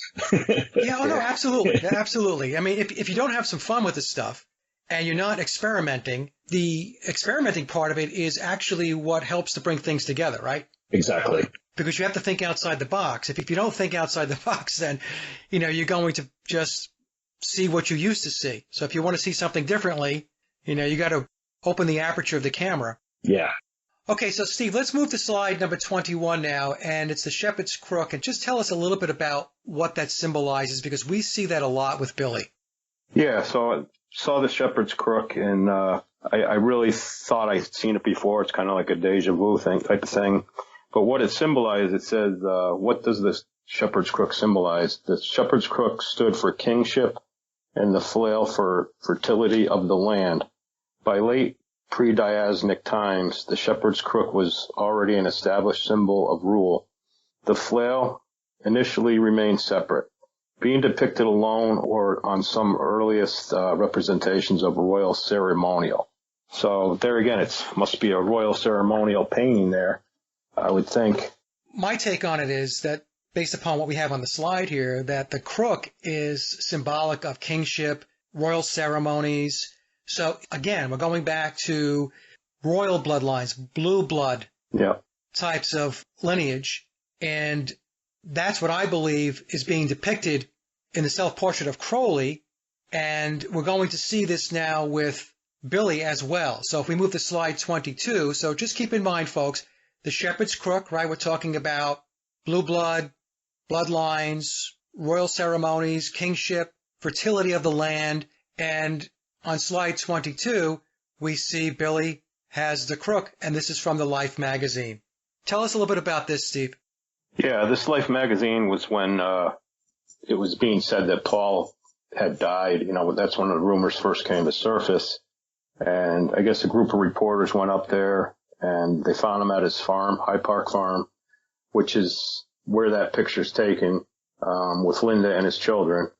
It shows Heather, Linda's daughter, which he adopted, shows her holding that crook, the shepherd's crook. You can see almost the same coloration type of thing, even though these are black and white pictures, but you can kind of see that the rounded cane part at the top is light, like in the picture Crowley had in this painting. So I would think that this was a relic that was handed down through time, even possibly as far back as Egyptian times. It looks very Egyptian to me. I mean, I tried to research some other crooks like that, and it looks really old. It looks like an old relic and maybe something from even their own bloodline handed down through time. It's also a shepherd type of thing, and you think of Billy Shepherd or Billy Shears. I thought that all kind of tied together too, you know, with the shepherd's crook. Even the name of it, Shepherd, you know. Yeah, and it's interesting that on the Life magazine cover to the left, Steve, right above the handle on the crook, it says Paul and his family last week in Scotland. So, you know, when I look at stuff like this, I don't believe that it's by happenstance where they put words, how they take the picture, and so on. So I believe the wording above the handle on that crook is telling us Paul or Billy is Scottish. Yeah. And to take a look at that draws your attention with the words right there. Exactly. Yeah. And, you know, the other picture, I guess that was an alternative picture there where he's waving to the right. I don't think that's the one they used, but it's the same. You can tell it's the same clothing and everything. Yeah. But, you know, I knew I recognized that from the painting. That's why I started searching around at the Life magazine cover. Yeah. Because I had seen that crook before, you know, and it's exactly the same. And again, I go back to that picture we looked at with him at the farm with Jane Asher. And was it a cane or a crook? But I don't know. I think it was representing a crook. That's my take. All right. So then we go to slide 23, and we have the shepherd's crook and the zebra. And I could just take the audience through this, Steve, but it's the blend of the opposites. So zebras have black and white stripes. Black and white represent opposite meanings. Hence, they signify contradicting symbolism. Just like black and white are two extreme poles, zebras are highly adjustable to the situation. They can be both adaptable as well as determined when it comes to survival. Because of this, balancing attitudes in times of trouble, a zebra always finds its way out of a tight spot. Among many other things, zebra symbolism denotes that things are not as cut and dry as black or white, right or wrong. Everything must find balance in the world. Every aspect of life requires balance. And so when we talk about black and white, and I've discussed this many times in many presentations and shows, we're talking about duality. This is why we have the Freemasonic checkered floor. And in this picture, it's interesting, we have the shepherd's crook on the left, and that's from Wikipedia. And then on the right, Steve, you supplied this image here of the zebra holding a shepherd's crook, which I found to be very intriguing. Well, reason I put that in there is that was on an I Am a Phony video. So, I don't believe it's trademarked or anything, but to have that shepherd's crook in there, it looked like the same one on the cover. It's got the light top again. It looks somewhat Egyptian. And then so I thought the zebra has something to do with it, I've even heard rumored that Bill might be doing these I Am a Phony videos with somebody. I don't know if it's true. And I don't want to promote somebody else's videos, but, he has some interesting videos that come out too. And that was a still shot I did, from that. Anyway, I thought it was interesting. Okay, no, very good. I Am a Phony is a very good site, and I spent time myself looking through the videos and picking up on various clues. The only thing with I Am a Phony, a lot of people find it to be too cryptic. Yeah. And so it becomes a little difficult sometimes to pick out, what's really going on or what the message is. But in any case, yeah, I recommend it. I recommend there and my channel. So, all right, let's move to the next slide. And we're talking about black and white and duality. And of course, Steve, we have, Billy's Who Cares video, which is just oozing with occultism and Illuminati symbolism. No doubt. And I think the first thing I noticed in that video was all the black and white, and that's why I wanted to include the zebra in this video we're doing. There was just a lot of the black and white throughout that whole video. Even the people's faces were painted with that duality look to it. So they're definitely talking about the zebra, I believe. You're going to have to read that paragraph if you want to read that, because it's real small on my printout. Yeah, no problem. I'll read it. So now we're taking a look. This is a still I took from the video, folks, from Billy's Who Cares video. We could see we have the hypnosis spirals in the background. In the memoirs of Billy Shears, Billy tells us that he was in a trauma-based mind control program, his earliest memory going back to the age of 3. And the other tip-off from the video and this screen capture is you can see on his left lapel, or left side of his body, he has the monarch butterfly, monarch mind control. Okay, so now let's talk a little bit about the zebra. And the zebra represents love of freedom. So zebras love being free and wild. It is impossible to tame one, although people have made numerous attempts in the past. They will never let humans change that anytime soon. Human beings are born free. It is our fundamental human right to live our lives. The zebra animal symbol teaches us to love our freedom and not to be beholden to someone else's rule. Don't be crushed by false beliefs or let anyone dominate you. The zebra salutes those who have been through a tough time but kept their free spirit. It symbolizes the free and wild spirit that lives in everyone. Because of this trait, the zebra spiritual totem is a symbol of freedom.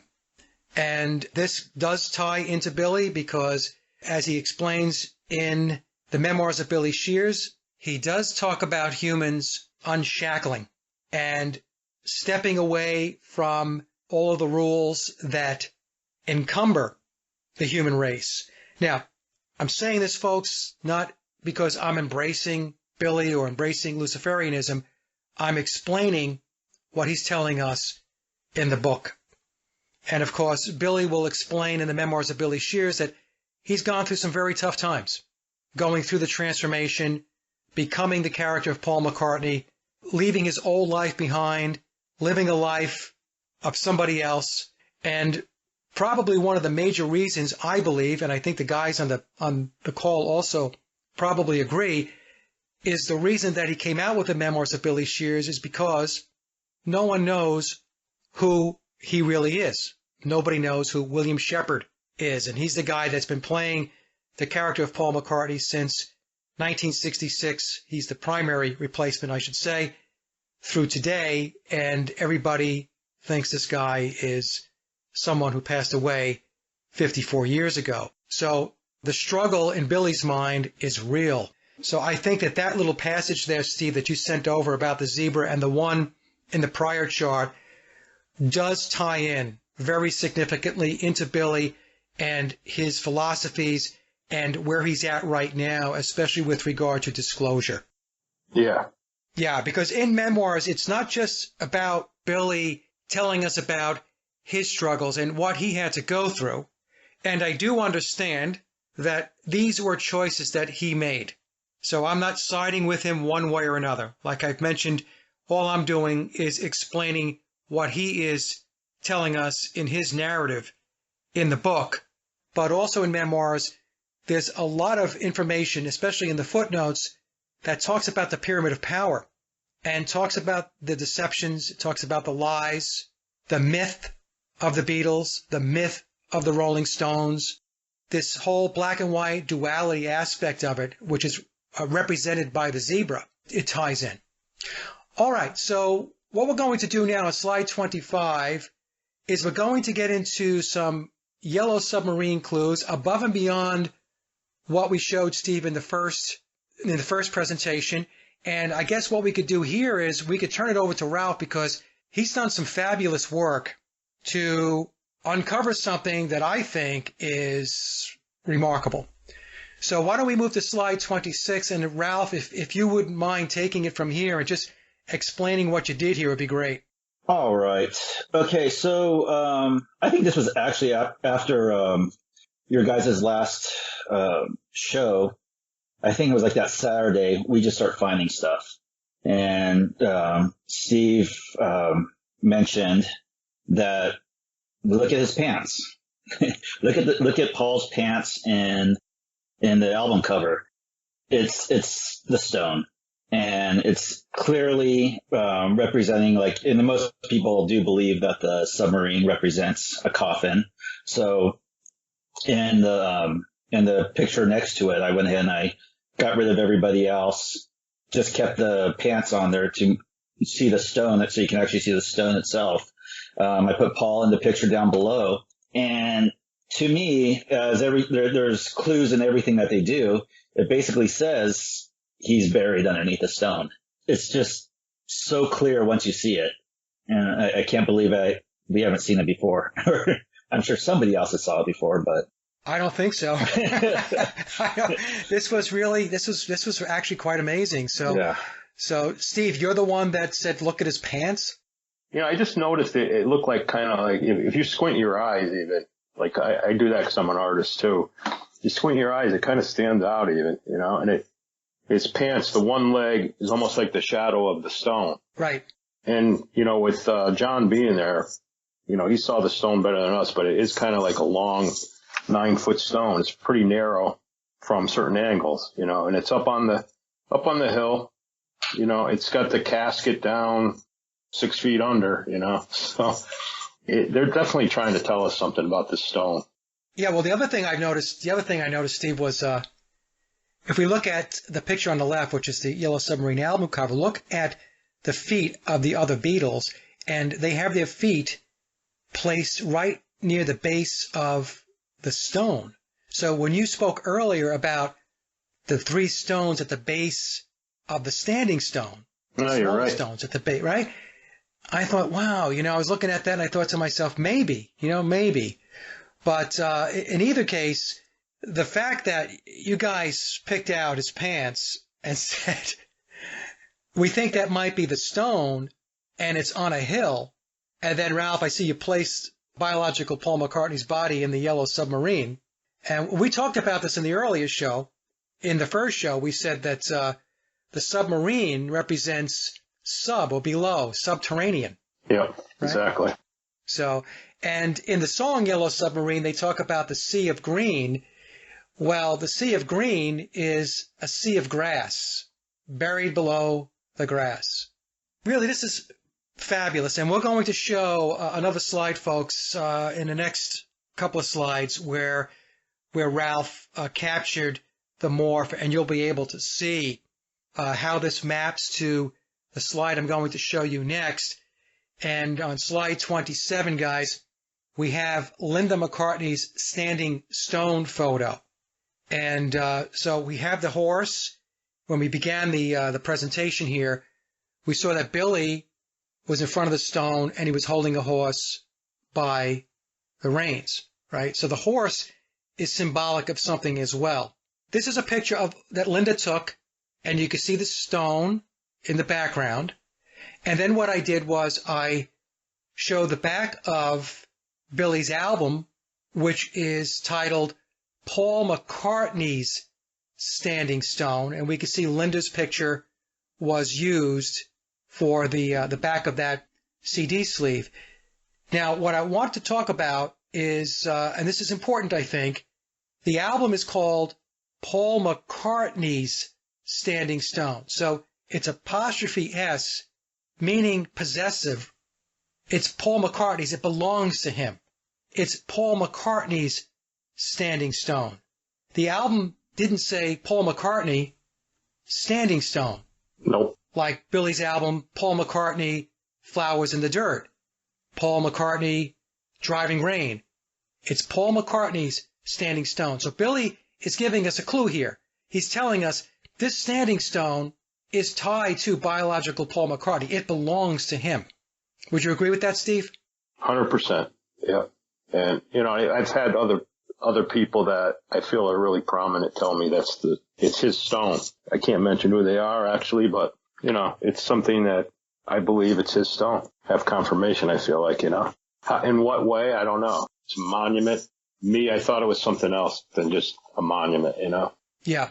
Well, like I told you, Steve, this is the closest anybody's gotten to where he's buried. If he's not buried exactly under that stone, fine. But what you have done is you have narrowed the spectrum of where to look. Yeah. I'm wondering if I'm going to see anything about this in memoirs when he does an update, So, like you had with the Beatles music, I wonder if anything will be put in there about the Standing Stone.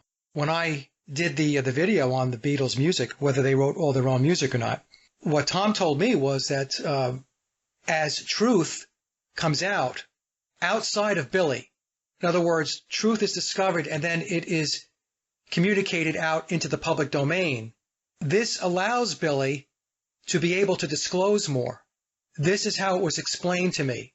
I don't know why that is. Maybe the contract is written in a way, or maybe the green light that he has received to disclose says that if truth comes out, then you can expand on it. You could talk about it. You can allude to it. Right. All right. So it's possible now. It's very, very possible that if Memoirs gets updated again, which I think it probably will at some point, that this will be brought in. It's very possible. Let's move to slide number 28 now. And we know that in conspiracy research that The Simpsons drop a lot of clues. And here, Steve, you picked up on this one here. So tell us a little bit about what caught your eye here. It's interesting to watch that whole cartoon. You can still find it on YouTube.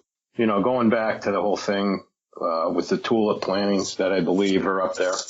Seeing that spade, that's an individual spade for planting bulbs. So it's very odd that he has that in his hand. It's not like a mason's tool, like people could interpret it that way. But to me, it's a bulb planting apparatus shovel, So, and the other one is for planting a bigger bed. But that particular type of shovel is for planting one bulb at a time.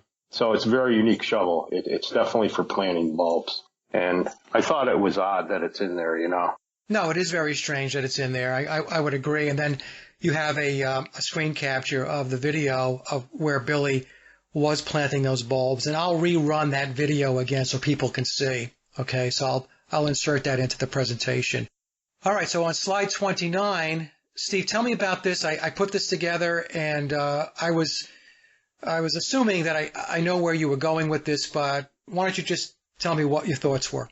Yeah, this is really more of a Ralph thing. Maybe I should let him speak. Okay, so on the last presentation, I know you guys were speaking about this John Lennon photograph, and we were trying to figure out possibly there was a message down below. So I was like focusing on this picture over and over. Then I looked at that photograph, and I'm like, it's like a mirror image of this photograph. And basically what I did, I just inserted the dog, Martha and Paul, Billy, in the other picture. And it's, instead of having like, we thought possibly that's a stone, the standing stone behind the left shoulder. It looks like John put a sun behind it. I don't know what the dates are exactly, if this is after this photograph was taken, but I do believe John drew this, and showing the clues again on the head. It's just straightforward. And also, I know like we did a mirror image on the bottom of the feet of the drawing, and it came to us. I don't know. I believe it looked like a skull on the feet of the drawing. Okay, I have that, and I'll insert that in, Ralph. But it's just very, like with John's drawings and even like with Bill's paintings, they're not, I'm not going to say they're the top quality, but there's a lot of little clues in there. There's a lot of clues, and that's the thing with him. Everything he does has symbolism in it. Mm-hmm. Everything he does. And a lot of people have a hard time with that. Everything he does, Mike, everything he puts out as far as records and stuff like that and album covers and so on, when he does interviews, he masterfully speaks. He puts a lot of stuff out there. And it just takes looking at it and beginning to understand the symbolism. You can start to piece it together. So with this, I can see, where you've gone with this, and I think you're probably right. So he was doing an iteration or version of John Lennon's drawing. That's what I got out of it. Yeah. Ralph, we're going to stay with you because this next slide steps us through the your morph of the Beatles' Yellow Submarine album, and then to Linda's photograph of the Standing Stone. So, folks, just for point of reference, the bottom right is the Yellow Submarine album, as you know. First of all, maybe you could do this. Explain how you do these morphs, because they're fascinating. How do you do them? It's funny because it's like, I'm just using my phone. I'm not even using my computer. I have a better graphics, I have a better program on my computer, but I've just been using my phone. I just take screenshots of, I have one program where I do a layer. It's called Layers, I believe. And I just go ahead and I put the photographs on top of each other, and I lower the opacity on the picture that's going to morph into it, and just do screenshots. And then I put it through a GIF or GIF, however you want to say it, program, and it just puts it together. And it takes maybe like not even 5 minutes. Okay. All right. And so you have picture number one there is, you took out the rest of the Beatles, and we just have Paul's his legs, right? Yes. And number two, we're starting to bring in Linda's picture, and three, more of Linda's photograph. Four, we're really starting to see Linda's photograph, and then it's almost a direct map to Paul's pants on the Yellow Submarine album. Yes, I believe so. And even the hand on the there's the hand pointing to the Beatles, and the album cover is, I mean, it's a little lower, but it kind of reminds me of the horse. You can see a little bit of the horse in the morph, and it almost looks like the horse's head. Yep. Okay. Very good. All right. So I think I have the morph of this as well, and I'll insert that into the video. Okay. So people can see it in real time versus looking at the stills. All right. Slide 31, we have some occult hand signs and the letter P on the sub, and of course the hand signs that they're doing. We've got Billy doing the 666 sign, and we've got John holding up the sign of Baphomet, and again the P is on the sub. And so, Steve, I guess what you're saying here is that the P on the submarine represents Paul McCartney. Yeah, and something else came to me later. Yeah, the P definitely represents Paul, and what I thought was interesting about this, when you think of, there's usually 4 pallbearers carrying a casket. And you think Paul, the word Paul, and then pallbearers, and they're holding up this submarine casket, as if they're holding it up and they're going to carry it to a grave. So those kind of things come to me pretty quickly. I look at it and I feel that's real symbolism for that too. I could be wrong again, like I always say, but I feel like they're holding it up, and at least the back two are, George and Ringo are. Yeah. And P being represented as the body in there. Well, the other thing that I noticed was this is a 45 RPM sleeve, so we have Yellow Submarine and Eleanor Rigby, Yep. which is another Paul is Dead song. Yep, no doubt. Okay. So let's move to the next slide. And what I can do here, guys, is I can read this. And I actually found this on Wikipedia, and I found this to be very interesting. So when we talk about the Beatles and what the social engineering and the cultural changes were all about, one of the primary results that they wanted out of the Beatles and Beatlemania was to dislodge Christianity. So in the memoirs of Billy Shears, we are told that the Illuminati declared war on Christianity back in 1962, and of course, 1962 is the official start of the Beatles. So I'm going to read this. This comes from Wikipedia. According to the band's press officer, Derek Taylor, all four Beatles had abandoned their religious upbringings by 1964. In an interview for the Saturday Evening Post in August of that year, he stated that the Beatles were completely antichrist. I mean, I am antichrist as well, but they're so antichrist, they shock me, which isn't an easy thing. In February 1965, the band gave an interview to Playboy magazine, in which they defended themselves against claims that they were anti-religious, while at the same time emphatically declaring themselves to be agnostic. McCartney, we probably seem anti-religious because of the fact that none of us believe in God. Lennon, if you say you don't believe in God, everybody assumes you're anti-religious, and you probably think that's what we mean by that. We're not quite sure what we are, but I know that we're more agnostic than atheistic. Playboy, are you speaking for the group or just for yourself? Lennon, for the group. Harrison, John's our official religious spokesman. McCartney, we all feel roughly the same. We're all agnostics. Lennon, most people are anyway. McCartney, in America, they're fanatical about God.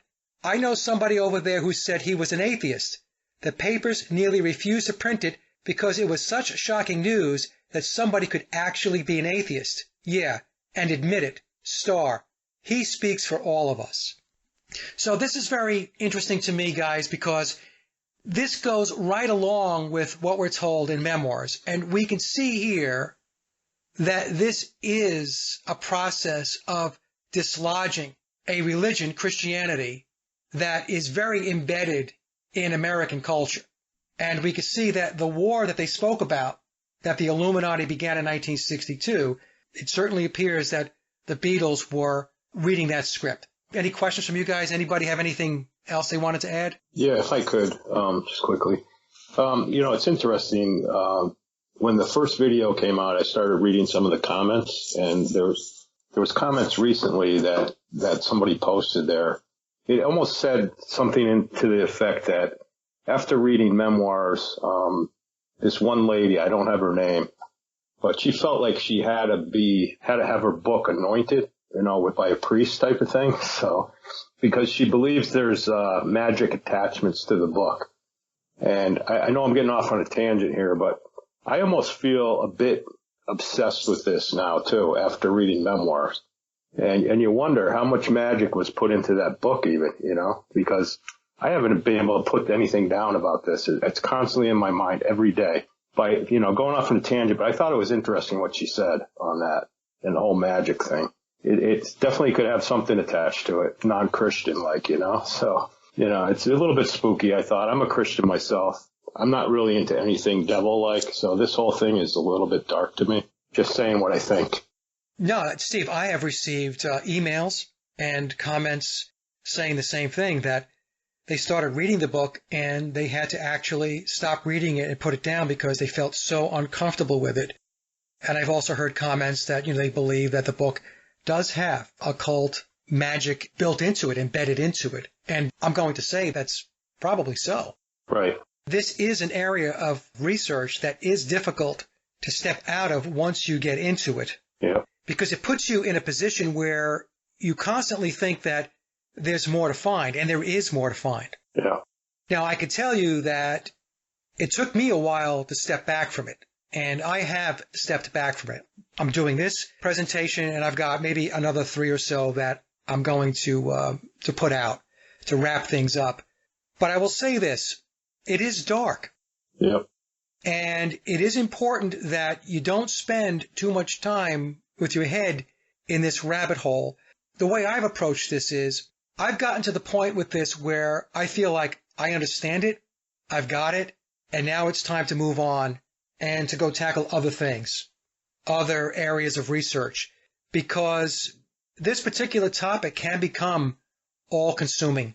And there are pieces of this which are not healthy I think, from a spiritual perspective, and maybe even from a mental and emotional perspective. It really depends upon the person, how strong the person is mentally to be able to look at this conspiracy and compartmentalize it. That's what I've done. I've compartmentalized it. I try not to spend too much time just swimming in it, because if you do, it will bring you down, because there is darkness to it. No doubt. All right, so I'll get off my soapbox. And you sent this one over, Steve, and it's all in the mind, you know. And, of course, this goes along with, it maps in very nicely with the Aquarian conspiracy. It's all about the age of Aquarius, the rise of the Phoenix, and the Phoenix is Lucifer. It's the rise of Lucifer. All of this stuff is put out there. Many people have no idea what it means. If we think about it's all in the mind, you know, and we think about the New Age movement, we think about the Esalen Institute, which comes in under Tavistock, it is all about the mind. Okay, so we'll move to the next slide now, and slide number 34, we have Sgt. Pepper alternative album covers, and there's more symbolism. And I don't know, Steve, or anybody else wanted to talk a little bit about this. Where are we going with this? First of all, I didn't know there was ever alternative covers to Sgt. Pepper. But, you know, Google's a really good thing because you can find a lot of things out there. And I saw like these, I think there's like 3 or 4 different cover options. And I can't use the person's name again, but this man was saying that there's a 5th beetle kind of embedded where the wax figures are of the younger beetles there. It shows like a shadowy image, which is probably the wax beetle head, but even when nobody's there, there's still even one behind Paul McCartney's head. Behind his head where you could see, I'm trying to remember the name of the actor's name with the hat on there. Marlon Brando. Yeah, Marlon Brando. You know, if you look down below him to the right a little bit, you can see kind of a little bit of a shadowing even behind the wax figure's head. The feeling is, I guess, is that, you know, Bill is the 5th Beatle and there's now 5 instead of 4. If we look at the image on the right, we have Billy standing to the left of the drum. Behind him is the wax of biological Paul McCartney. You could see the top of his head. Right, which is kind of that shadowing again. Shadowing, and it's also, I think, symbolizing that they are one and the same. In other words, Billy is now Paul. Yep, took his place. Took his place. Yeah. Yep. And, you know, in the other one, Paul's kneeling. I thought that was interesting because, you know, at least when I go to a Christian burial, you kneel down on your knees at like the casket. And I thought it was strange. It's only Paul kneeling down there. I mean, Bill, kneeling down by where he'd be buried. So in other words, you know, he's kneeling down and taking his place, kind of, you know, paying respects to him, sort of. The other thing I've noticed with these alternate album covers, these from the photo shoot, is that Billy looks less like Paul McCartney in these alternate shots. And I think you're right. Right? So if you look at the picture on the right and even the picture on the left, it's off. Yeah. And so I think with the final album cover, what they did was, number one, they decided, okay, this is the picture we want to go with. And 2, they did some work. However they were able to do it back in 1967, maybe to airbrush or to make some adjustments to the album cover to make Billy look more like Paul. But in the alternate covers, it is off. He doesn't look like he does on the album cover that finally was released. Yeah. All right, so let's move to slide number 36. And this is something you sent over. I found this to be kind of interesting, that there was some mirroring that was done. Now, who did this? Was it Ralph? Did you do this, or? That was already out there. I just thought it was kind of interesting on the cover. Somebody else had done that. I don't know who to give credit to on that. Almost like the walrus is biting off half the child there. And there's also the symbolism of 3 legs there, sort of, too. And, of course, the walrus was Paul type of thing. You know, that's all tying into it. There's a lot of mirroring that you can do on the Sgt. Pepper album cover. Yeah. And you'll get these types of things. I mean, the main one, of course, that everybody knows about is the mirror going horizontal across the drum. And that's how we get the 9/11 date and he died. And I'll slip that into the presentation so folks can take a look. Okay, so let's move to slide 37, and we have more Aleister Crowley symbolism. And so, folks, what we've done here is we have the Sgt. Pepper album cover on the left, obviously, and then we have this middle picture, which is a phallic symbol, and then the smaller picture to the right is from the Crowley self-portrait. So, Steve, the middle picture where we have the phallic symbol made of the flowers, this comes from the Sgt. Pepper album cover, correct? Yes. Okay, so what I did was I laid in a picture of Aleister Crowley's signature, and that actually comes from Wikipedia. And we can see that when Crowley signed his name, the A in Aleister, he wrote it as a phallic symbol. Yeah. And what we're seeing is his signature, the A, maps to the middle picture, which is a mirror of a portion of the album cover, and it looks very much like the middle picture, like his signature on his self-portrait, which is to the right. So the point being, folks, like, okay, Mike, what's the point? The point is we have more Aleister Crowley symbolism on the Sgt. Pepper album cover, not just a cutout of him in the upper left-hand corner of the album. You can see the arrow pointing down, the yellow arrow. But we have other symbolism embedded in the Pepper album cover that is tied to Aleister Crowley. It really does strengthen the argument that Crowley was very much tied into the Beatles, or I should probably say the Beatles were very much tied into Aleister Crowley. All right, so slide number 38. First, we should say that in Memoirs, Billy tells us that both bands, the Beatles and the Rolling Stones, were a creation of Tavistock. Give me your thoughts about this slide. Yeah, on Magical Mystery Tour, it kind of shows a cartoon of the Beatles, which I think you'll get to in one of the next slides. Mick Jagger's wearing the same kind of hat as John Lennon is. It's almost identical. It has like a moon, kind of magical type wizard hat. And then on the clothes, this is not new information, but, it's odd that the Rolling Stones have pictures of the Beatles during a Sgt. Pepper time on their clothes, and you did a blow-up of that. Yeah. To show they're both tied into Tavistock and both created, and especially the name of that Rolling Stones album, Satanic Majesty's Request, a lot of satanic type things in all this, It's really in your face, right? Yeah. It's unbelievable. And I should point out, folks, that if we look to the image on the right, we can see in the upper left, we can see Saturn worship, which goes back to Satanism. We'll go to the next slide, and this is the image you were talking about, Steve, from the Magical Mystery Tour booklet, and we have Mick Jagger to the left with the witch's hat with the moon on it, and I titled the chart "Wizards and Magic."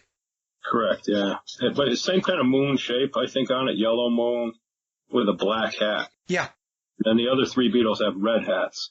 So I don't know if that makes John Lennon more powerful. He was the leader of the band, and I would say Mick Jagger was the leader of the Rolling Stones before Billy took over, at least. So. Yeah. So again, folks, if you're looking at this, you've got to get past thinking that this is just coincidental. Right. They're dressing the Beatles up, even in cartoon form, in wizards' costumes, which is actually in the film itself. And you've got Jagger on the cover of the Stones album, their Satanic Majesty's Request. This is planned stuff, right? These are clues, and this is symbolism that is put out there. It's hidden in plain sight. So everybody needs to start asking themselves, what is this stuff? Why is it out there? What are they telling us? And the smarter we get about it, the more we're going to understand about our reality. So this was a good one, Steve, putting the two bands together and showing the connections. Now, on slide number 40, this is a little creepy. So what about slide number 40 here? When I was Googling, I found a Klaus Warman picture from the Revolver era, because he did the cover of Revolver, but this was an alternative cover.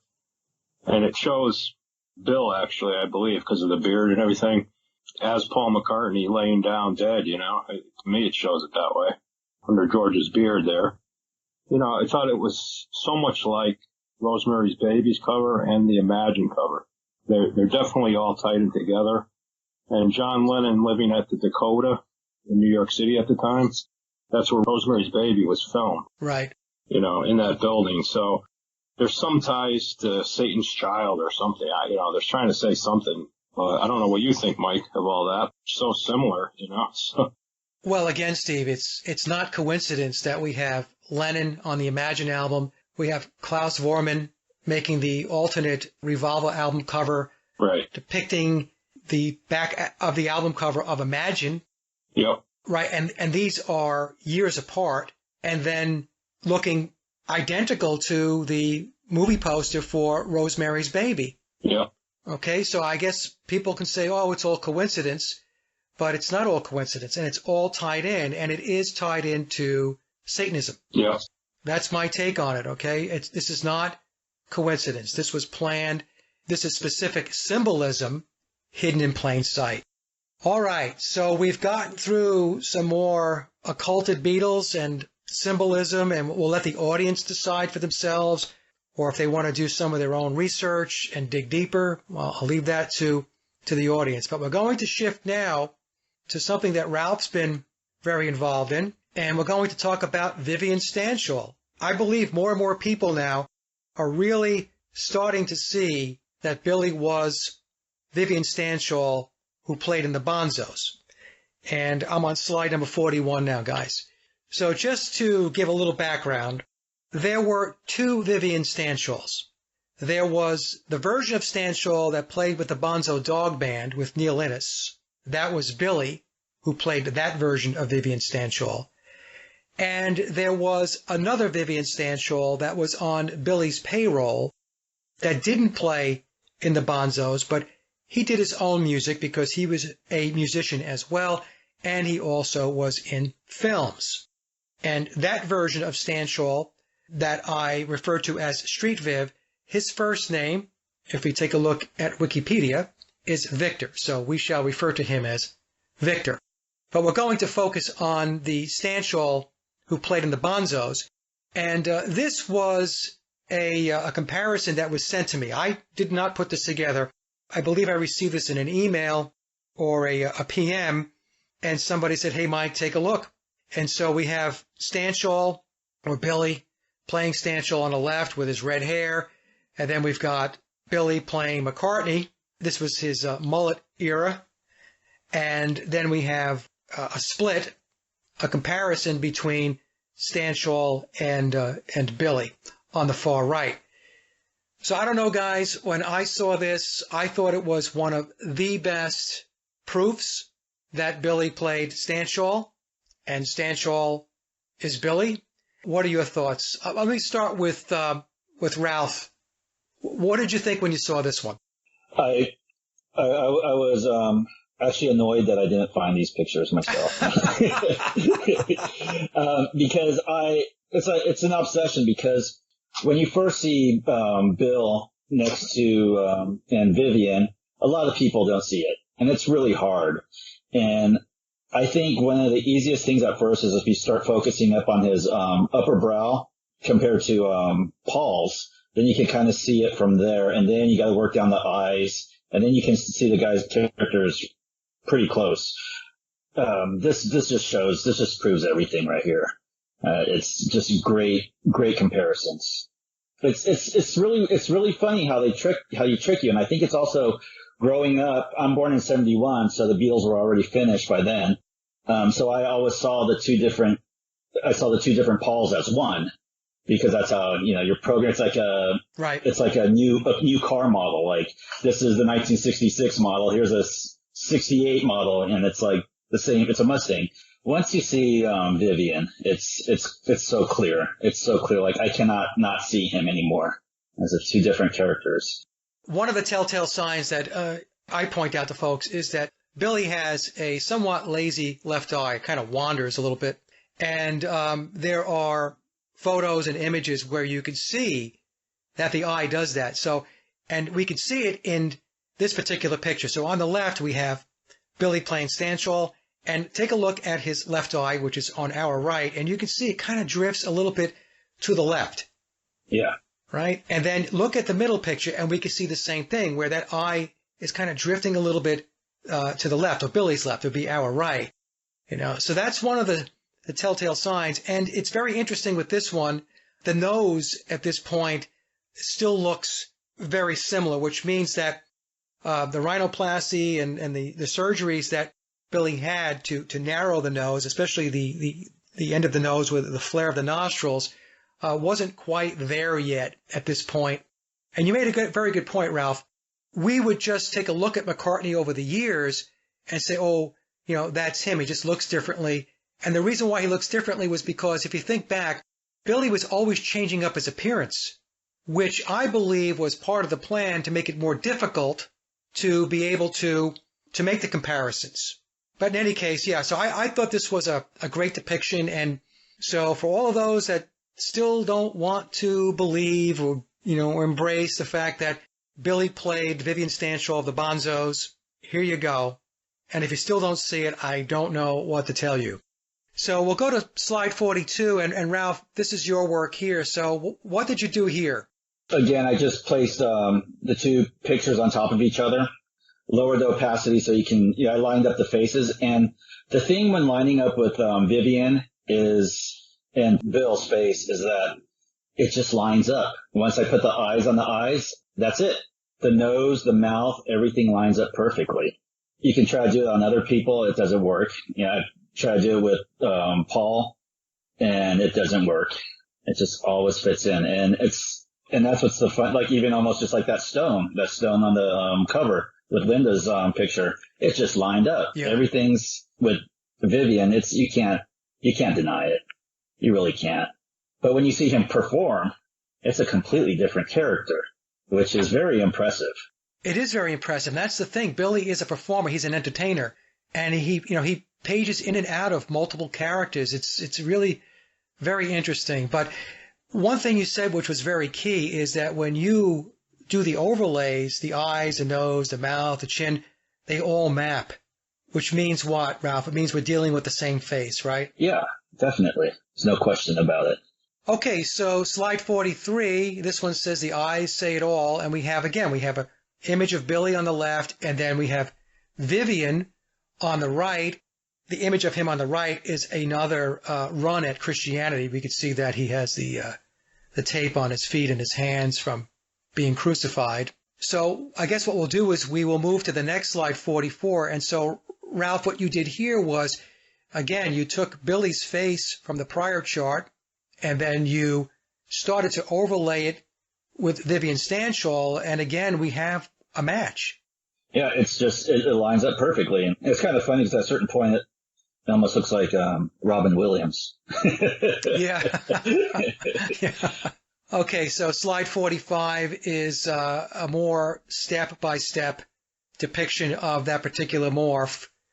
And there you go. That's the same guy. Yeah. And like I said, when you watch him perform, and now I'm like a big fan of the Doodah Band.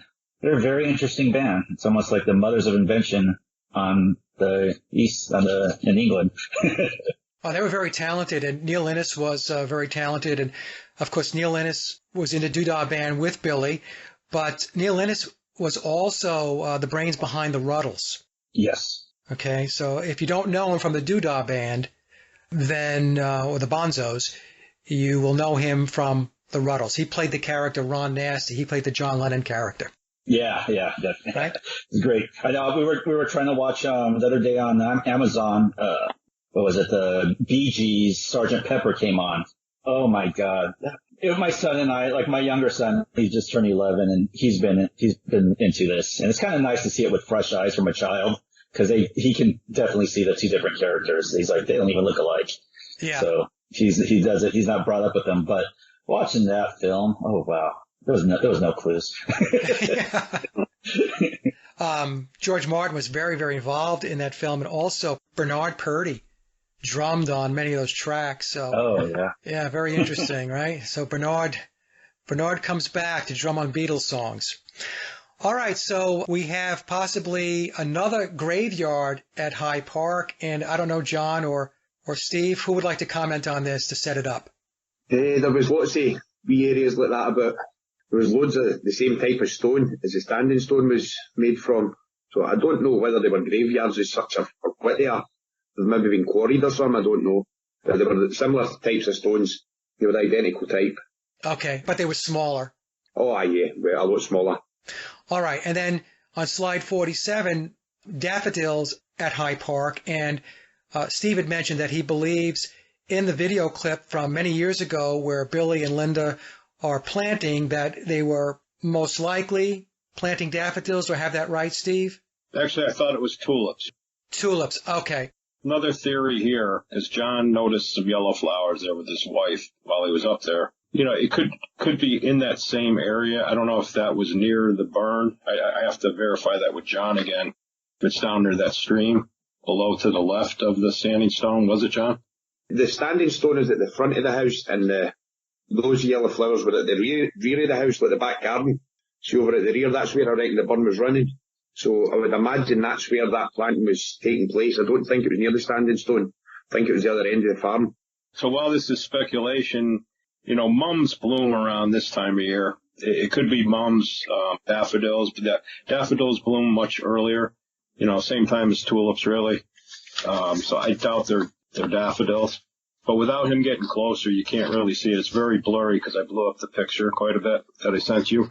You can see yellow there. It could even be that the caretaker there has been asked to put flowers maybe in some kind of urn, to put something there just as remembrance to him, you know, or, you know, it's like a planted pot of mums, yellow mums or whatever, just to mark the place. You know, again, if he's in a chamber type of thing, maybe that's where he is, if it's near that berm where they were jumping on. Yeah. Maybe they have flowers continuously up there. You know, that would be my thought. He did really feel like they were flowers. Okay, so that's interesting, and we'll leave this slide there, and folks can chew on it a bit and come to their own conclusions. Let's move to slide 48 now. I think, Steve, this is something you wanted to talk about. You mentioned that you have a theory, or at least some thoughts, where John Lennon might be buried. Yeah. You know, they said that he was cremated, but it did show a body also of him, you know, that I believe Ralph has a picture of that. It's a possibility that John's body might have been transferred over to Strawberry Fields in Beaconsfield Road, which is over in England, in Liverpool.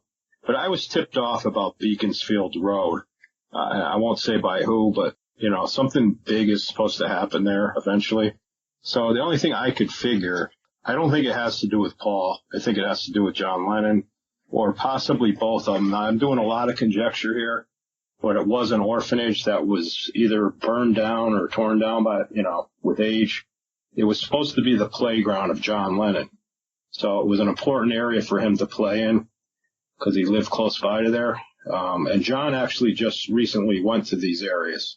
I was having him look for rhododendrons, and he could not find one rhododendron there. So, and it says something in memoirs about if you want to find Paul or something, look under the rhododendrons, or, you know, which kind of throws you off on the standing stone too. I was almost wondering if I was being thrown off the path by this tidbit of information about Beaconsfield Road. I don't know for sure. Okay. And the other thing we have to, you know, keep in mind is that memoirs does have threads of fiction in it in order to keep the fictional aspect of the book in place so that Billy does not breach his confidentiality agreements that he signed, right? So the rhododendrons could be a ruse. And you said, Steve, that something you heard or somebody told you that something big would happen at Beaconsfield Road. What do you mean by that? Without getting into revealing sources, what does that mean? I was just told, like, even after Billy passes, something's going to come up about Beaconsfield Road. Okay. So that intrigued me, and all three of us have been trying to hunt and find clues or anything about this. The only thing really Ralph saw was that there's 4 different designs on that gate, and that's a replaced gate. I guess somebody stole it. So, and the 4 beetles or something, it might have something to do with that gate, that being that way. Oh, by the way, before, you know, about this Beaconsfield Road, when John just took his trip, I think it was last weekend, and there was a red door also on McCartney's door. So, you know, at his childhood home. Okay. Bit odd, same color paint too. So, just wanted to say that might be another slight clue. Yeah. You know, because John Lennon's door wasn't that color, right? I believe. No, but maybe they had paint left over from when they did Billy's farm. Could be. I also have this theory, and somebody else does too, that it's possible that Paul McCartney and John Lennon were orphans themselves. And, it's funny because, the parents died early. If you look at a lot of pictures of Paul McCartney's father that Bill was with in a lot of the pictures, he looks like three different people. Yeah. So there could have been other actors. I mean, if Bill's playing an actor part, maybe the family was actors. It's a possibility. Two orphans and no history of them, and they could just start fresh. Mind control. That was just a, conjecture on my part again. No, it's okay, because I had said that, I've gone on record to say that I have a theory that the Beatles were in a mind control program from early on. Yeah. I've said this, and there's really no way to prove it, but there are clues. As an example, I think I mentioned this on the previous show, or certainly on other shows that I've done. We have images of biological Paul McCartney and George Harrison with bird cages over their heads. Bird cages are symbolic of Illuminati mind control. It's not just that they decide to put bird cages on their heads and then be photographed at a photo shoot. So again, symbolism is being communicated out, yeah, whether it be to us or to the inner circle. So I wouldn't discount the theory that John and Paul specifically, maybe George, maybe Ringo, who knows, but we'll focus on Paul and John, were orphans and possibly subject to a mind control program. Right. Because I have said, that the official narrative that we're given was written by the very same people that gave us the PSYOP, that created the Beatles and then created an entire backdrop, an entire fictional story about how it happened. Right. 4 middle-class Scousers from Liverpool get discovered by a small record shop owner who then goes about trying to sell a demo tape. The 4 lads wind up with EMI under the tutelage of George Martin, achieve superstardom. I mean, that whole story is a Cinderella story that is complete fiction, and it's myth. Right. In fact, Lennon has told us so many times in a number of interviews that the Beatles were a myth. He calls it the Beatles myth, the McCartney myth, the Dylan myth. So anyway, so very interesting. We'll have to see, what happens, if anything happens with this. If you guys find anything, just let me know, and we can get together again and talk about it. So that brings us to the very last slide. And Steve, I know you have some final thoughts, and then we can go to Ralph and to John to see how they want to wrap up. But what are your thoughts, Steve? Yeah, and that final slide, I think John and Gillian, if I'm pronouncing it right, did that map, because I just wanted to. It's kind of a little bit dark, but it shows what in relation to where everything is on that farm, at High Park Farm. John was nice enough to put that together with his wife. I really appreciate these other 3 people that helped me with this, because Ralph is extremely talented with the visual end of things, and John having the courage to go up there and interview people took a lot, I think, and he had a 3-hour drive to get there. So he's really dedicated to trying to help the cause here, sort of, and I'm really happy that they were part of this and were able to be on the video. My hope in this whole thing, I think I wrote to you a little bit, that eventually there's going to be a disclosure of this burial site, if it is the burial site.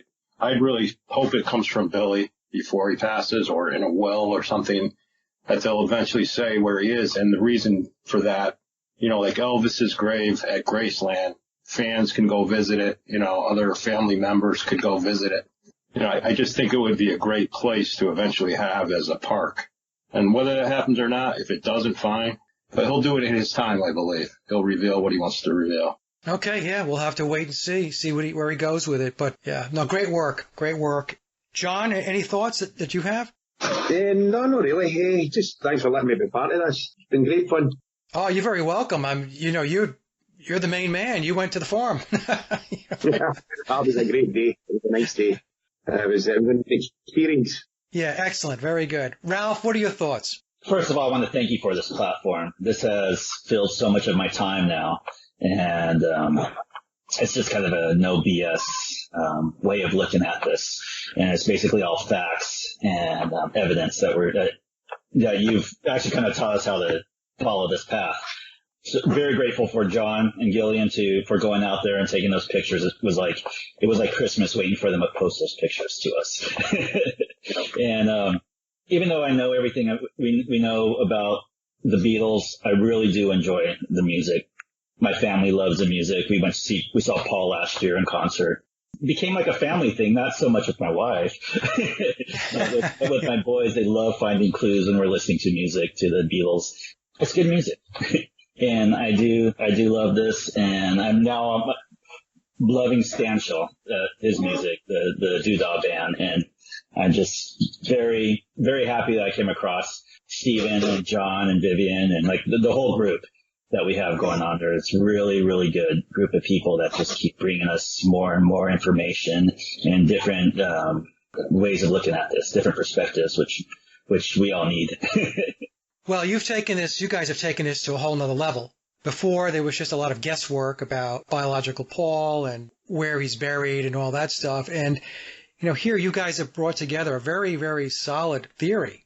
And, time will tell to see whether you've got this thing nailed. But again, as I've mentioned to Steve many times before, you have gotten closer to the mark than anybody else that I know of.